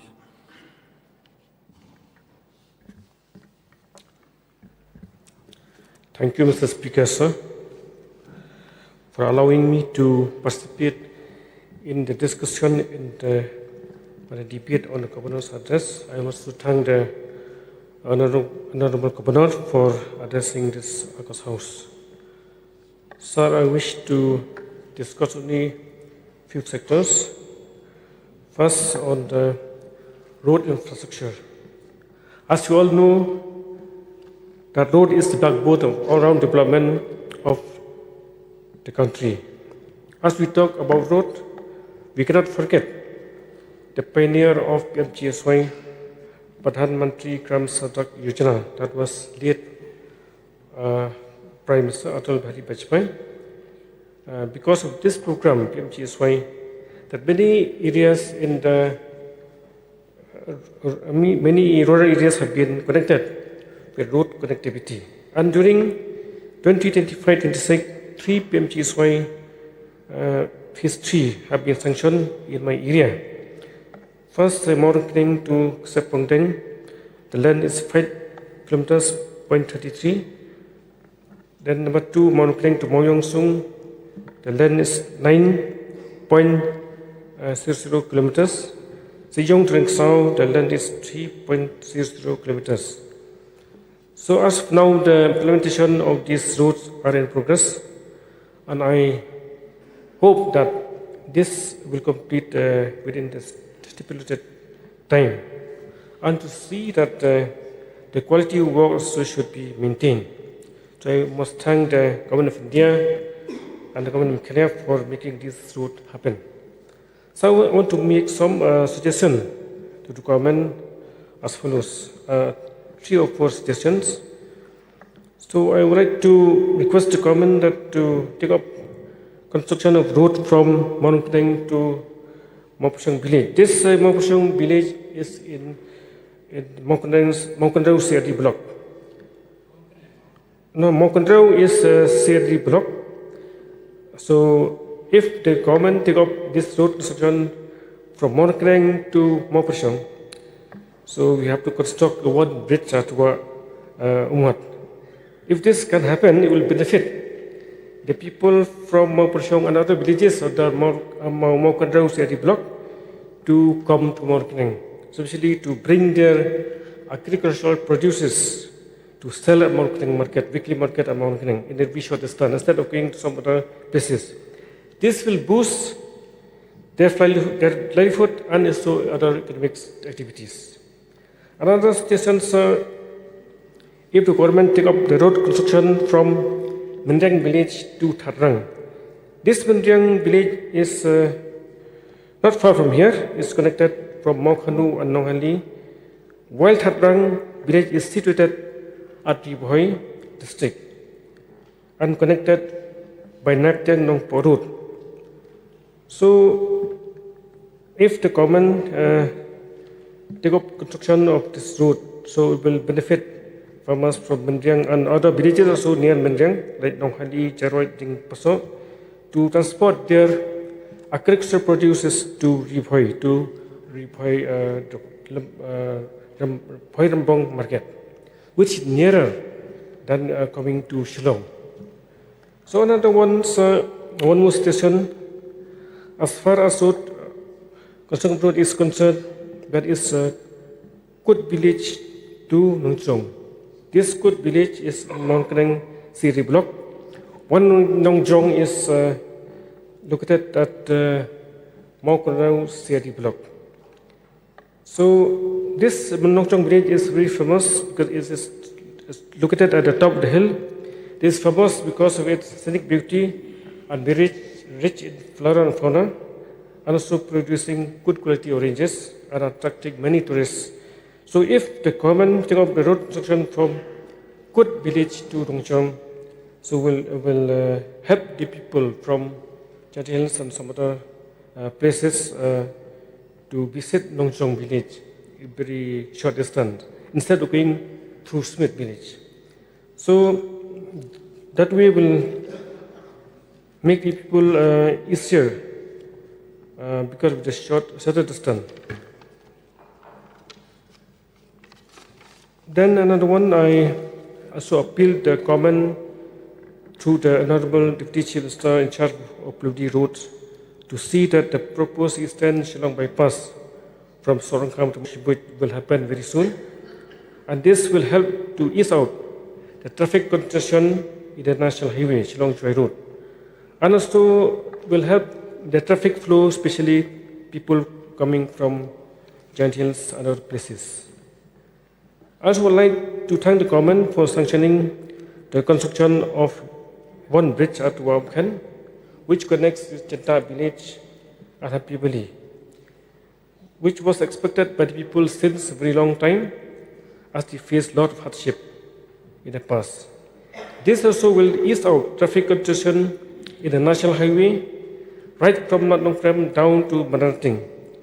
And I appeal to government through Honorable Deputy Chief Minister to also do the widening of the road from Chinta to Pibili, because the road found to be very narrow. So coming to the PG department, to this Jal Chipak mission was started with good aim of giving top water to every household. In many places in the state, the work's been done. But there is one serious problem that government must look into. Many local contractors have completed their works at the JGM, but they have not been paid their bills. So these local contractors sometimes have to take loan to pay for labor and to buy materials. So they are facing a financial pressure if the government is not ready to clear their pending bills at the earliest. So another thing, sir, I want to also to remind that while the government has taken up this New Shillong supply scheme in New Shillong area, but I must say that the road condition is not good when we go to the water source. So please see that they should also construct good roads to the water source and also provide some other basic facilities and other infrastructure in the source where the water is drawn. And also to plant more trees in the catchment area where there is a water source. This is my appeal to the government, so to see that you must also protect the environment, the rivers and the forests, especially in the area, and to also maintain the cleanliness.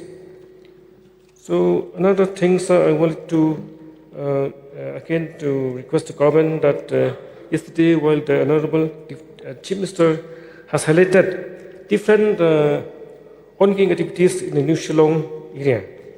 But another thing is that the whole New Shillong area there is no banking facilities, no ATM center, nothing. So this will, really problem for the people. So request the government to take initiative to establish some banking facilities in that area, and also to construct at least one flyover from Pling to Nicklims, so that this will help to decongest in the future, sir. That's my humble submission, and with these few words, I receive the seat. Thank you, sir. May I call upon Mr. Rupert Moment, please?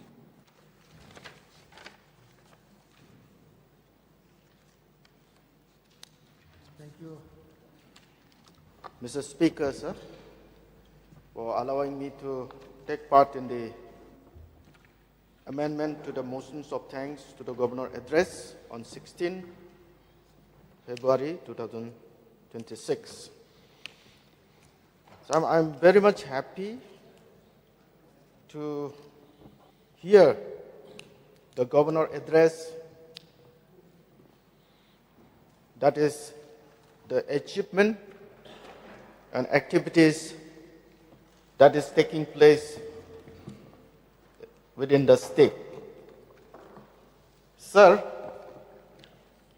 in the text of the Governor address in the Para 2, this House has an outstanding legacy of maintaining the highest standards of parliamentary decorum, debate, and discussion. We are discussing about, there is a question R, that inner line permit, ILP, and infiltration. While discussing, there is some storm in the House. And Honorable Speaker has to adjourn the House for 10 minutes. Sir, the story will go down, and this is the story, and this is the part of democracy. Sir, I am very much delighted to say that Meghalaya is now peaceful state. Sir, in the recent past, we faced so many challenges. But I thank our brothers and sisters who were against the state, against the policy of the government. But they understand the points, the minds of the government, and they came out to live with us. And now we are peaceful state. Sir, in the planning section, there is many commitment of the government. That is the commitment of 10 points. That is, number 1, improve connectivity and mobility. Sir, while talking to connectivity and mobility, in regard with road connectivity, Meghalaya today manage over 12,338 kilometer road under the state jurisdictions. So there are so many construction that is happening. In the recent past, when the MDA government take up the state, in my constituency, I can say there are very few roads. Connectivity is very shabby. To go to one place to another is a big task. But now, sir, Chairman, sir, we can see the Western bypass, Eastern bypass here in Khasi Hills and in Tura, even in our North Garo Hills. It was very difficult to travel from my Karkuta constituency to Resubelpara, district headquarters. It takes hours to reach to the district headquarters. But today, sir, within the fractions of 20 minutes or 30 minutes, we can easily reach to the district headquarters. Sir, under the PMGSY, it connects from village, unconnected village to the next village, from village to highways and village to village. That is the beauty of this government. Sir, under CRF, we have so many bridges, which was years we are waiting. But today, there are numbers of projects under CRF that is happening within the North Garo Hills, even North Garo Hills also, sir. Kamtra Bridge, Badaka Bridge, Wagiasi Bridge, and recently, bridge like Muamari, where ABDK Soba was held. There are numerous projects that is happening, sir. I thank the government that there was long pending demand, the road between Adokri to Mangsang and Mendipata to Songsak, which is major road that connects from railway station to district headquarters Williamnagar, is going to be happen very soon, sir. Sir, the another points, high-speed internet connectivity. This is very important point, sir. Sir, today we could see so many IT park is coming up within the city, like Shillong city and Tura IT park. Our boys and girls used to go to Hyderabad to learn the IT, Bangalore, Mumbai. But today, our own state is having this type of institution. So our boys and girls can learn in our own state, and they can go for many other activities within the state. Sir, internet connectivity. In the recent past, we have struggled to have internet connection, mobile tower. But through this government, each and every center, each and every district, we are having internet connectivity, mobile tower, and so on and so forth. Number 3 commitment point, sir, pipe drinking water for all. Last week, we have a program in North Garo Hills. And they were telling the story, that particular village. They were telling the story that in the past, we are very difficult to get the water. We have to go long way to fetch the water. But they're saying that today, in the morning, it is Jal Jeevan Mission. Today in the morning, we are getting lots of water. Water is flowing. And the government chief whip was saying that I don't know what to say in Khasi. Lawai. Lawai. But in our language, I was also saying that Baap re Baap.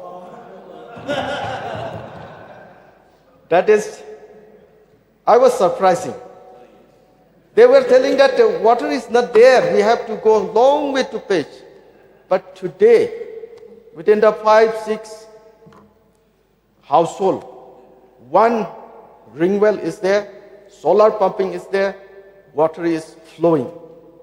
This is wonderful. The plan and program of the government is for the people, for our young people, for our people only. Sir, the next point is reliable and quality power supply. Sir, in the rural area, we are experiencing every year power cut. But these days, the complaint of the people, though it is there, but it's very few. I thank the government for taking care the electrification even to the rural area. Yes, there are few villages that we have to electrify, but the government is doing round the clock to reach the unreached, even in this electrification. Number 5, sir, house for all. Out of 1.86 lakhs household is sanctioned under PMGSYG, and out of that 1.40 lakhs are completion.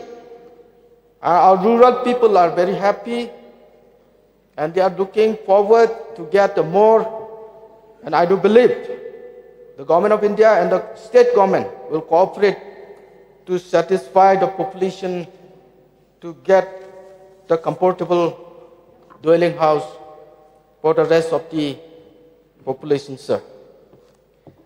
Number 6, affordable and quality health care for all. When I became MLA, yes, sir. Yes, now 2 o'clock. There are many participants for taking part. Therefore, I, in exercise of Rule 11 of the Rules of Procedure and Conduct of Business, I am directed to extend the House till 2:30 p.m. You may continue, Mr. Rupert. Thank you, sir. I was discussing about healthcare, sir. In my constituency in the North Garo Hills, there was abundant healthcare sub-center, abandoned for 15 years, 20 years. But now I could see all this abandoned healthcare center is rectified and the staffs are there. And there are many sub-centers are coming up, and there is a massive infrastructure is happening even in North Garo Hills. I thank the government for the civil hospital in Resu Belpara, and there are community health center around North Garo Hills. And last month, that is in January, I was accompanying the district administration that they are doing survey that human resource development, that they are going to house, where there is a pregnant mother.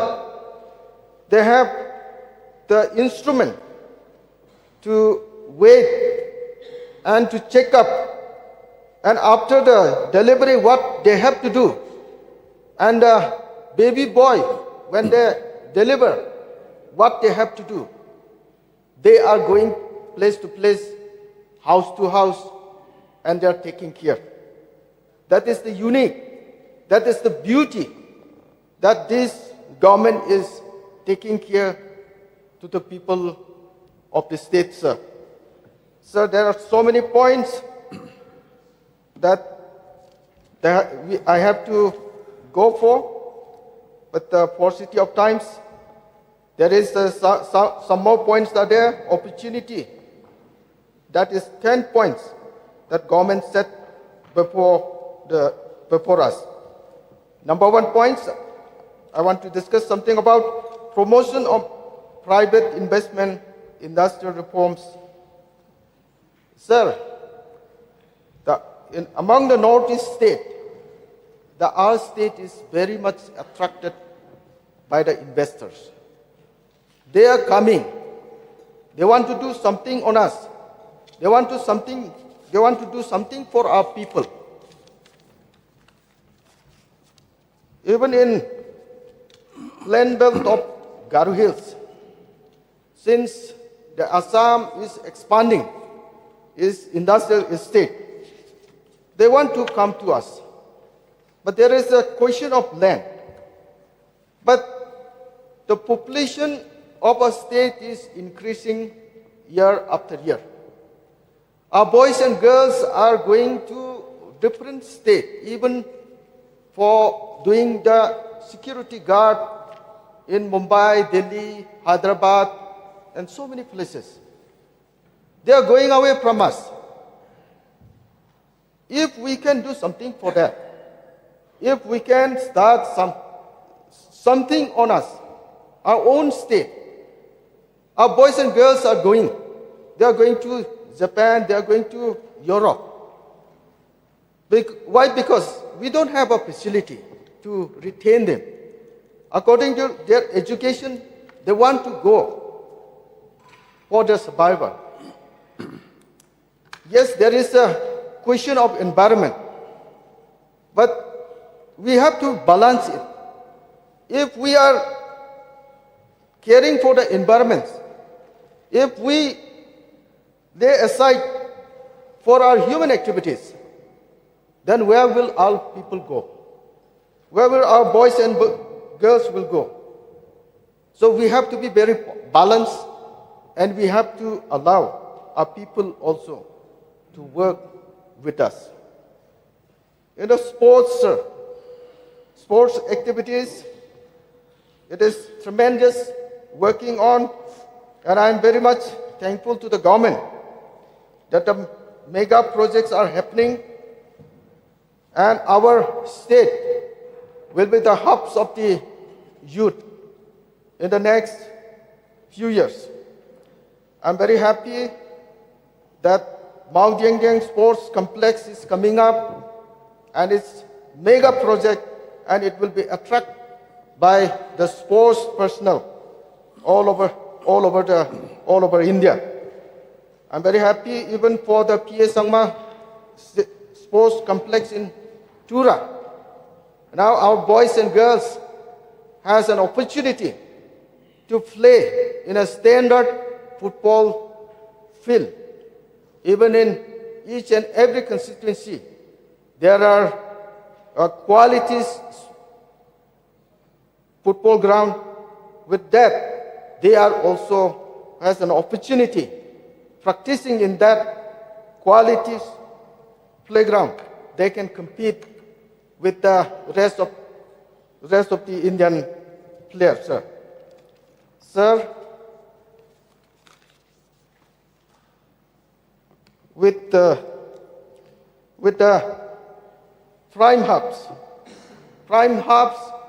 we have in Shillong as well as in Tura. And there are some prime hubs in different districts also.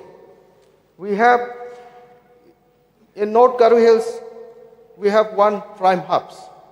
And through that, we are engaging our youth, our educated youth, to start the business. I'm very much thankful for the government that through MNREDA and with the initiative of the director and with the sponsoring of the Asian Development Bank, in North Garo Hills, we are transporting ginger to Rajasthan and Gujarat and other part of India with deserving prices. For example, if the prevailing price is 35 per kg, but this agency, they fix for 40 rupees per kg, and numbers of metric tons has been sent to different part of India. With this program, our youths, our farmers are benefiting a lot. Sir, with regard with the education, sir, education sectors, in the recent past, we experience, there are so many school building which is not fit to study, not fit to sit. But with the effort of the government, our government is doing round the clock to repair, rebuild the infrastructure to the schools. And I'm happy that the Captain Williamson Sangma State University and Shillong Government Schools of Engineering and the College of Architecture, Thura, and 38 Eklavya Model Residential School for Tribal Education is happening in all around in our state, sir. So all these activities are for our people. Yes, there are issues that we have to balance, but our government is working for the benefit of our people. There are many things to be come up, but then, sir, we have to balance and we have to work so that our youth, our educated youth, will not go astray, and they will stay with us. They will develop us. They will make a new idea for our state.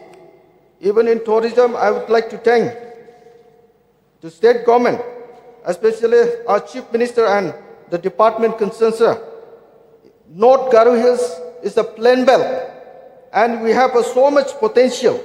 And after saying so many times in this August House, sir, to give some project to North Garo Hills, now finally we experience that we got the project to beautify like Joldangwari, which is beautiful lake, natural lake in North Garo Hills, Naka Chikong in Adokre, where thousands and thousands of people are coming every day to that particular place, and Rokmagadal and Rishu Belpara. Now we got some project and people are very happy on that. Sir, with these few words, with these few points, I once again thank the government, thank the chief minister and all the cabinet minister, and with these few words, I resume my seat, sir. Now, may I request Mr. Iti Mondal to speak, please.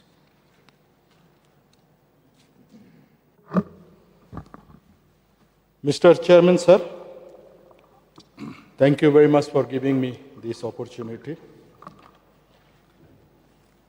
Sir, I rise to support the motion of thanks moved by the honorable member from Umsining, Ba Celestin Lingdo, who had elaborately explained all the arithmetical figure to project state's growth for the future. Sir, let me put on record also my sincere thanks and gratitude to the Honorable Governor who have been pleased to address this august House, thereby highlighting the ambitious journey towards Vision 2032 with a goal of tripling Meghalaya's economy from 2022. Sir, when we talk about economy, it depends on how the government divides the entire economic position of the state. Let me put on record the efforts taken by our leader, Sri Konrad Sangma, is mind-blowing. And why I am telling today, when he presented his budget speech, and for the first time, I have seen that budget is presented through a presentation. This gave us ample opportunity to understand the nitty-gritty of the budgeting system, and so also the various sectoral allocation of funds towards various departments, be it a small department or be it a major department. And that's how we can see the fruit of the day, that prosperity is coming in all sectors and also in all regions of the state. I also put on record my witnessing the visit of the Niti Aayog in Shillong when they were discussing the plan for the state. And in that also, our Honorable Chief Minister gave a presentation himself, and the way he has presented the presentation, the entire Niti Aayog officially commented that the Honorable Chief Minister knows everything as far the state is concerned. I am very thankful to him that he has done. Lots of policies has been brought to see that multifaceted development is taking place in the state. The Vision 2032, for which he set a set of goals to take the state forward. The economic goal, the sectoral focus, the infrastructure and connectivity, human capital and health, to name a few. And also the Industrial Promotion Policy 2023, which is encouraging the investor to come to Meghalaya and invest. And through this investment, also we have seen that jobs are being created. Few years back, we do not have to boast the five-star hotels in our state. The Heritage Pinewood Hotel was our only place for putting the various dignitaries coming from outside of the state. Today, we lost count of the number of the five-star hotels that is coming to the state. Sir, five-star hotels, when they come and invest in the state, they don't come for the sake of investment. They have a business policy where the amount which will be invested will come back or not. So today, even a district headquarters, Tura, we are going to have a five-star hotel. This also will boost our image as a state as for the people who are coming from outside of the state. Meghalaya is a small state, having the bounty of beautiful scenery, which I have met numbers of people who told that I regret visiting Meghalaya. I asked him, why you regret visiting Meghalaya? I regret visiting Meghalaya because I have not come earlier. The mesmerizing beauty, when you drive from Guwahati airport to Shillong, the way you pass through the greenery, it is none less than the beauty of Switzerland. And that's how the state government has brought another policy, that is Meghalaya Film Tourism Policy.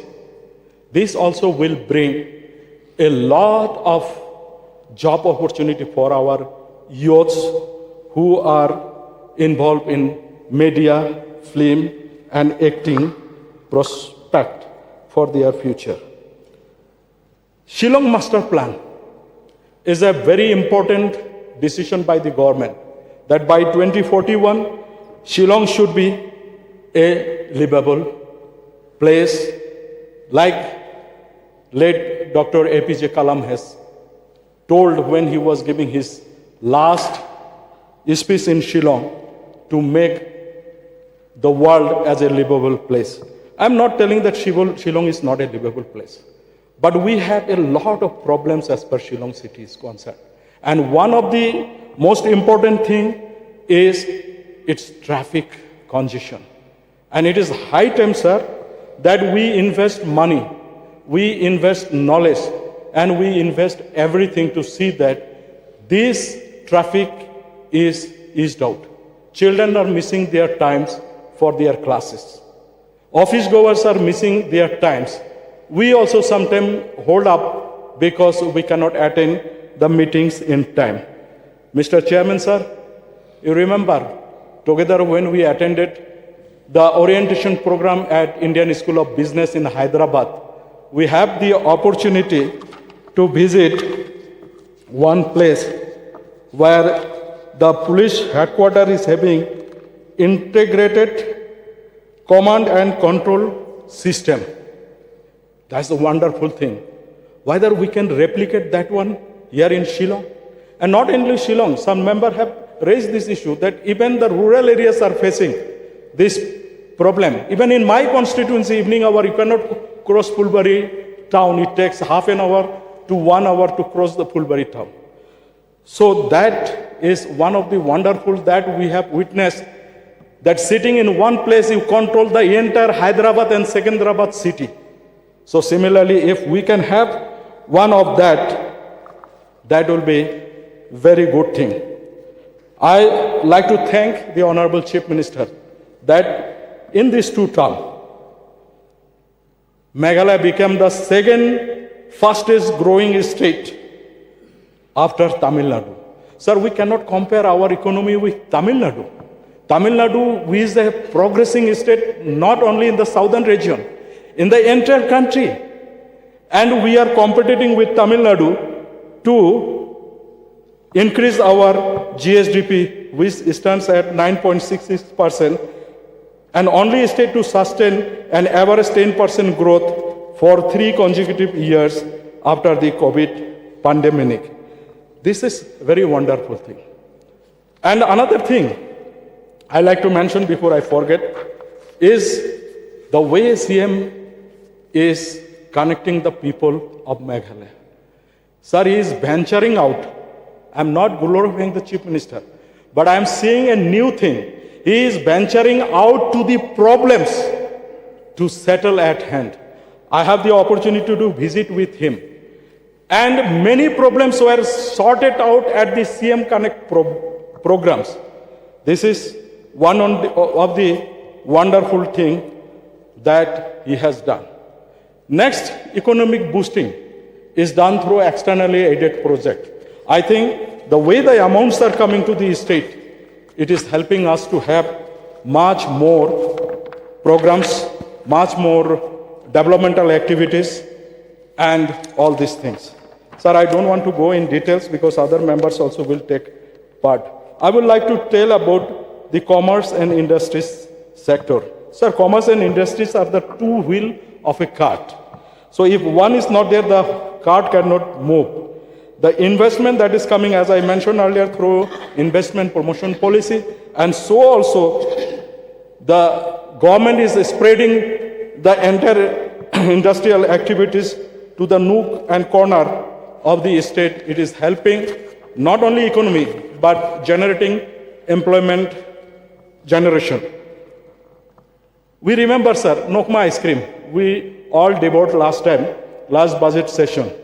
And the jackfruit chips from the South Garo Hills, one of the remotest parts of our country. Sir, last time when Honorable Chief Minister invited us to interact with Honorable Finance Minister of India, Nirmala Sitaramanji in the courtyard Marriott when she came to visit the estate. She was telling about jackfruit. She told us that she stopped by the road to buy jackfruit and its quality to control diabetes. I did little bit Googling and suddenly I found that jackfruit atta retards diabetes. And in the market, in the online portals, lots of jackfruit attas are available. And even I have tested it, though it doesn't look as tasty as the normal atta, but if you mix it, it is eatable, it is very good. I would request the government also to see that whether jackfruit atta can be manufactured in the estate, because this is having very high rate also and also high demand also. Sir, when telling that one, I have told the Honorable Chief Minister that you are spreading out industries everywhere. We have seen that PepsiCo in Mendipatha, one company could employ 1,000 people there. And sir, any ambitious boy and girl who studies MBA, what is their ambition? Their ambition is to work in coke factories like PepsiCo or Coca-Cola or like other ventures like that. Now the same jobs is offered and being in your own home, you are getting the job. Sir, my area is becoming the plain belt. Honorable member from Kharkuda told, I was thinking he is telling about my place, but he is telling the plain belt of North Garo Hills. But plain belt means always the plain portion of West Garo Hills. Nevertheless, I wish that more industry will come there. But when more industry goes there, some industry should come to our plain belts also, sir. Because it is not that there will be economic activities, but this will give job opportunity to our youths also. A job becoming very difficult. I am also very thankful that the foundation stone for Indian Institute of Corporate Affairs Northeast Regional Campus was laid in Shillong. This is wonderful thing, sir. These sorts of things, I think there was a huge fight to get this one. Maybe Guwahati was competing too much to get this one, but somehow or other, this has come. We should thank the government for these efforts to bring such an important institution in the state. Sir, I would like to take some points in Public Works Department. Sir, Public Works Department is the only department which we as MLA always looking forward. Sir, gone are the days when the PWD budget was presented. And our interest before seeing the state budget, we were flipping the pages of PWD to see how many roads I have gone. So somehow this is not there. But when we sit along the colleagues, some are telling they got some 100 crores, some are getting some 1,000 crores. But that disparity should not be there, sir. The development should be spread over throughout the country, to every nook and corner of the country. And if I don't talk about PWD, my people will get laid down that MLA has not raised anything inside the Legislative Assembly. Sir, I would like to tell you, the only western corridor for the state is being will be opened through Dhubri-Fulbari Bridge. This is one of the largest bridges in the world. This is the longest river bridge in Asia. Work is in full swing. I had the opportunity to take both the Honorable Chief Minister and Deputy Chief Minister in charge PWD to the bridge. The idea was there, why I took them. Because this bridge will connect the entire Meghalaya through western corridor. You have a eastern corridor through Ratachera portion, and all the exit or entry of the state is through northern corridors. This will be the only road which will connect the mainland of the country through the western corridor. This 19.3 kilometer bridge will bring a lot of traffic also, sir.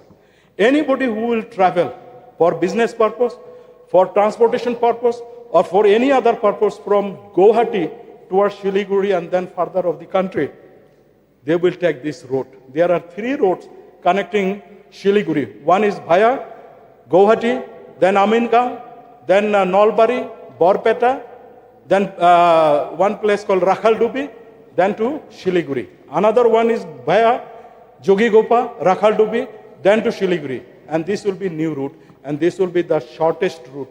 So there will be huge traffic. Originally, this bridge is the missing portion of National Highway 127B. Sir, 127B starts from Srirampur at Assam-Bengal border. Originally, it was terminating at Nongstoin of 401 kilometer, of which 361 kilometer was in Meghalaya. Now it will be terminating at Goiragiri. The land acquisition is going on. Sir, we missed the bus because the contractor has surrendered the work because we could not hand over the land. Road condition was very pathetic.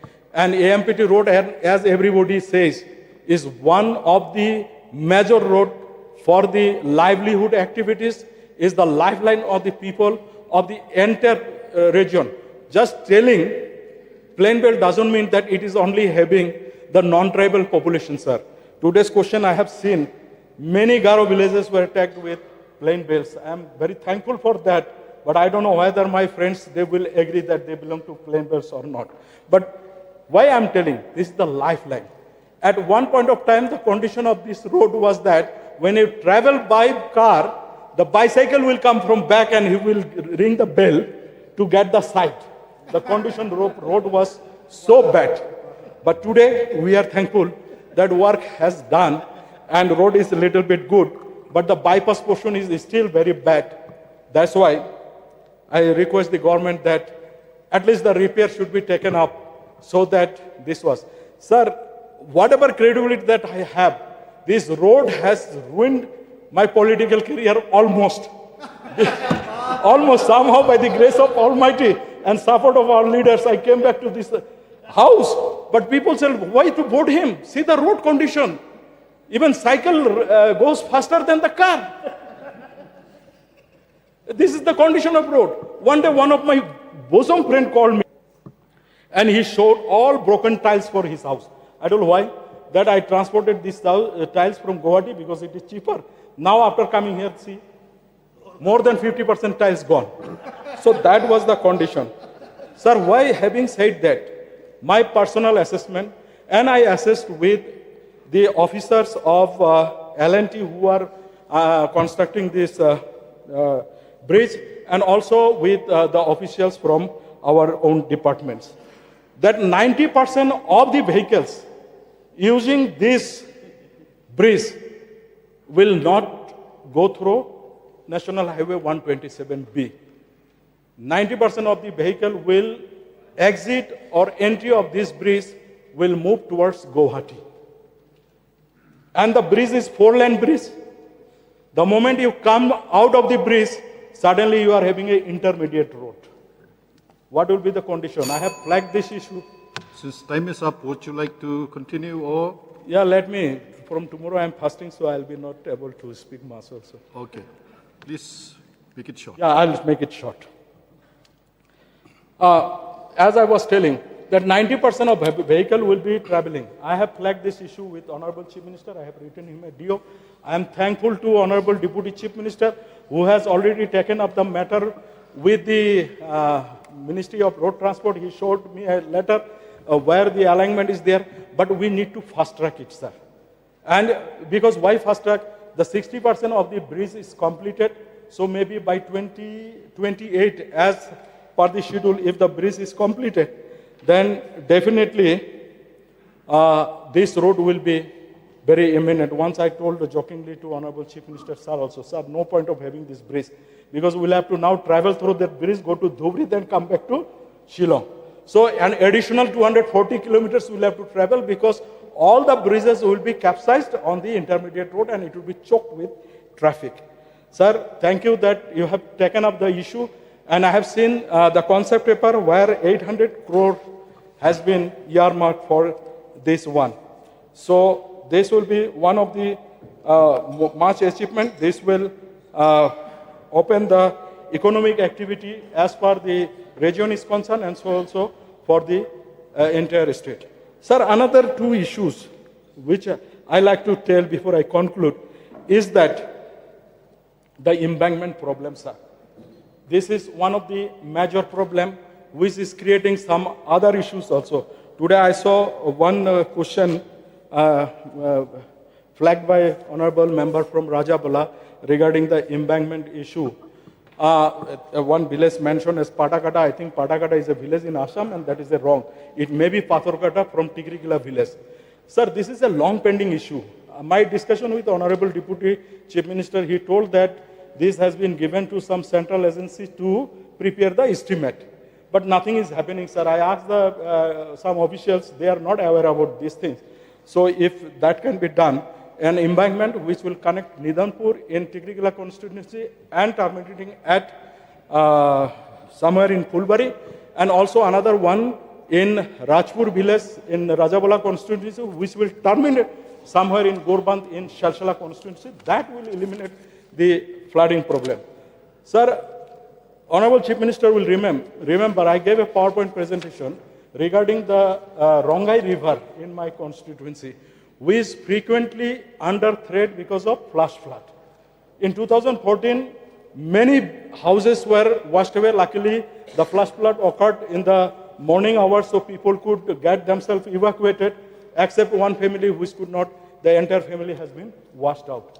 So this is the need of the hour to strengthen the embankment and so also protection of river Rongai to protect villages from Morongiri, Chandigiri downwards up to Bolarbita, Bangalkhata, Pushkunipara, then many villages down till it goes and meets this river Chinchiram. Only difference is that the previous one which I told, it will require some hundreds of crores. And this one will not require that much money, sir. This only requires some embankment, some protection. This will mitigate the problem. Another issue, sir, this Tura-Nongstoin road. This is one of the wonderful road. If you travel through it, you enjoy it. But enjoyment is for leisure because you got to travel very slowly. But when you want to fast track, especially rainy days, vehicle skids. That's why nobody travels. Night sleeper don't come because many people vomit when they travel because it is too windy.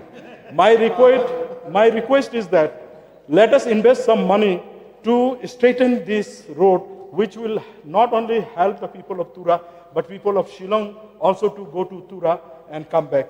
This is the need of the hour. Sir, on transport in Para 21, I am very thankful that Shillong Airport, Baljak Airport is coming. But sir, the entire area comprising Rakshamgiri, Tikrigila, Phulbari, Rajabala, Shalshala, Dadingiri, 5-6 constituencies that we are having, we don't have helipad or heliport. Why I am telling, sir, at the time of emergency, it's very difficult for our Honorable Chief Minister or any other dignitaries who come there to land the helicopter because the entire area gets flooded or remains wet, so it is not advisable for the helicopter to land. I will propose, sir, I like to propose because Damdama CNRD block is having huge quantum of land, around 92 bigas, and we earmark some portion for a heliport also. And this place will be approximately 30 kilometers plus or minus from Dadingiri, from Rakshingiri, Tikrigila, Shalshala, Rajabala, and also Helidigons. So anybody going to these places can land there and go with vehicles immediately. Sir, power, I don't want to tell much, only one thing. I like to thank the department that AT&C losses has been brought down to from 32% to 10.5%. Is a wonderful job. I do hope that government will keep on insisting doing that. There are many other things I don't want to tell, but AT&C loss reduced doesn't mean that it is a figure that has been reduced. It is a figure that we have increased our efficiency, we have saved energy, and at the same time, we have much more money to save also. So that is the theory. Sir, as per Urban Affairs Department, dumping ground is a problem not only for Shillong, Tura, or joy is becoming a problem in all budding towns and hamlets, sir. So some money can be given where the town committees are there to have a dumping ground and also the vehicle subsidy or vehicle grant so that they can carry the dumping these garbages to dump there. So traffic problem I told, this is also a problem coming in other cities also. Public health engineer, minister is sitting next to me. Sir, please see that people get some water in my constituency, huge shortage of water. Thank you very much for all the efforts the department, the government, and the minister has taken as far as Jal Jeevan Mission is concerned. But there are some old schemes which needed to be upgraded. CNRD, as told by many members, only one thing I told that, sir, last year 1.55 lakhs we have given the houses. And this year almost 3 lakhs houses have been registered for PMOY-G houses. Is a tremendous job done by the department. I will just flip through the pages, sir. Health, sir. I will not go to all other issues. There were many issues. Somebody told that abandoned or abandoned. I don't know, whatever it be. Sir, I need also the facilities. There are many villages. When you tell about Phulbari, the perception comes, I only represent the non-tribal population. It is completely wrong, sir. I represent more than 50 Garo villages. There is a huge number of voters. The Rabha villages, the Hajongs, the Mans, it is one of the most cosmopolitan nature of villages. So if you give one villages, the other villages, oh, he will give because he is a non-tribal, so non-tribal villages. Then if you go give to Garo villages, then they will, other side will tell, oh, now he is only thinking for the Garo villages. He forgot about us. That was the biggest issue, sir, last election, 2018 election, as many roads were constructed during that time in the hill areas. Sir, post-mortem facility. You take Phulbari police station, one of the largest police station which has been constructed somewhere 1934. Of course, subsequently, Tikrigila police station came, then Rajabala police station came, Helis Devans police station came. So number of suicide has been increased. The murder cases, the accidents all happens. And every time we got to take the mortal remains to Tura for post-mortem. I personally got to call the doctor who is very compassionate. I got to thank him that anytime I call him, he takes the call and he tries to help the people. But when they reach late hours. I think we've given you more than enough time, so you wind up. Yeah. So post-mortem, sir, post-mortem facility should be provided in Phulbari CSC. That will cater the needs of Tikrigila police station. That will cater the needs of Phulbari police station, Rajabala police station, and also Helidigons police station. Because taking the mortal remains to Tura and staying there overnight with all the agonies when somebody is killed, when somebody mad accident. Sir, education, I had to tell a lot of things, so I am skipping all the things. But only one thing, somebody raised the issue. Sir, we are opening science and commerce school. Yes, that is very good step. But we need feeder schools, sir. So as far the art stream is concerned, there are many art streams across the states, but limited science stream schools. So if some schools can be taken on the basis of their quality, how they are imparting, whether the laboratory facilities are available, whether the qualified teachers are employed or not, on that basis, or to make everybody happy, sir, give one institute in every constituency. Let all 60 friends enjoy, because this is the issue when the parents and guardian comes. Sir, you have given CM guide, you have given infrastructure, and students are now thriving. The pass percent has increased. The percentage has also increased. So those who secured 60%, now they are encouraged to secure 80%. But from poor family, they are not able to attend the school. And the new National Education Policy 2021 with the few framework. Let me put on record my sincere thanks to Honorable Chief Minister, the courage he has taken, at least to mitigate the problem the Education Department is facing. He is coming straightforward to tell what is the problem in the department. Many would not take that much courage to tell. He knows how many school is having without children. He knows how many schools are having 2 teachers but 1 student. Everything by heart, and I do hope under his leadership, this problem will be solved. But I am a little bit skeptical, sir, to bring the examination period to the month of January. Because I understand that to facilitate the other student who will appear for the supplementary examination, that will help them. But what we are doing, that we are taking away almost 1 month from the lives of the children who prepare solidly in this 1 month they will lose. We will force our children to appear examination in Shillong when it is almost freezing, though it remains around 6 to 8 degrees, but we will force our children to write examination. We will force our children in other parts of the state when the temperature will rise to 40 plus degrees to attend them to classes by deferring them to have a longer summer vacation. So this is my humble suggestion that we can relook into it so that, why I'm telling, sir, the similar pattern was adopted somewhere in the mid-80s, sir. The examination was suddenly brought forward. The practical examination was before the, practical examination was before the theoretical examination. The same pattern was followed, but subsequently, again, it was pushed back to normal.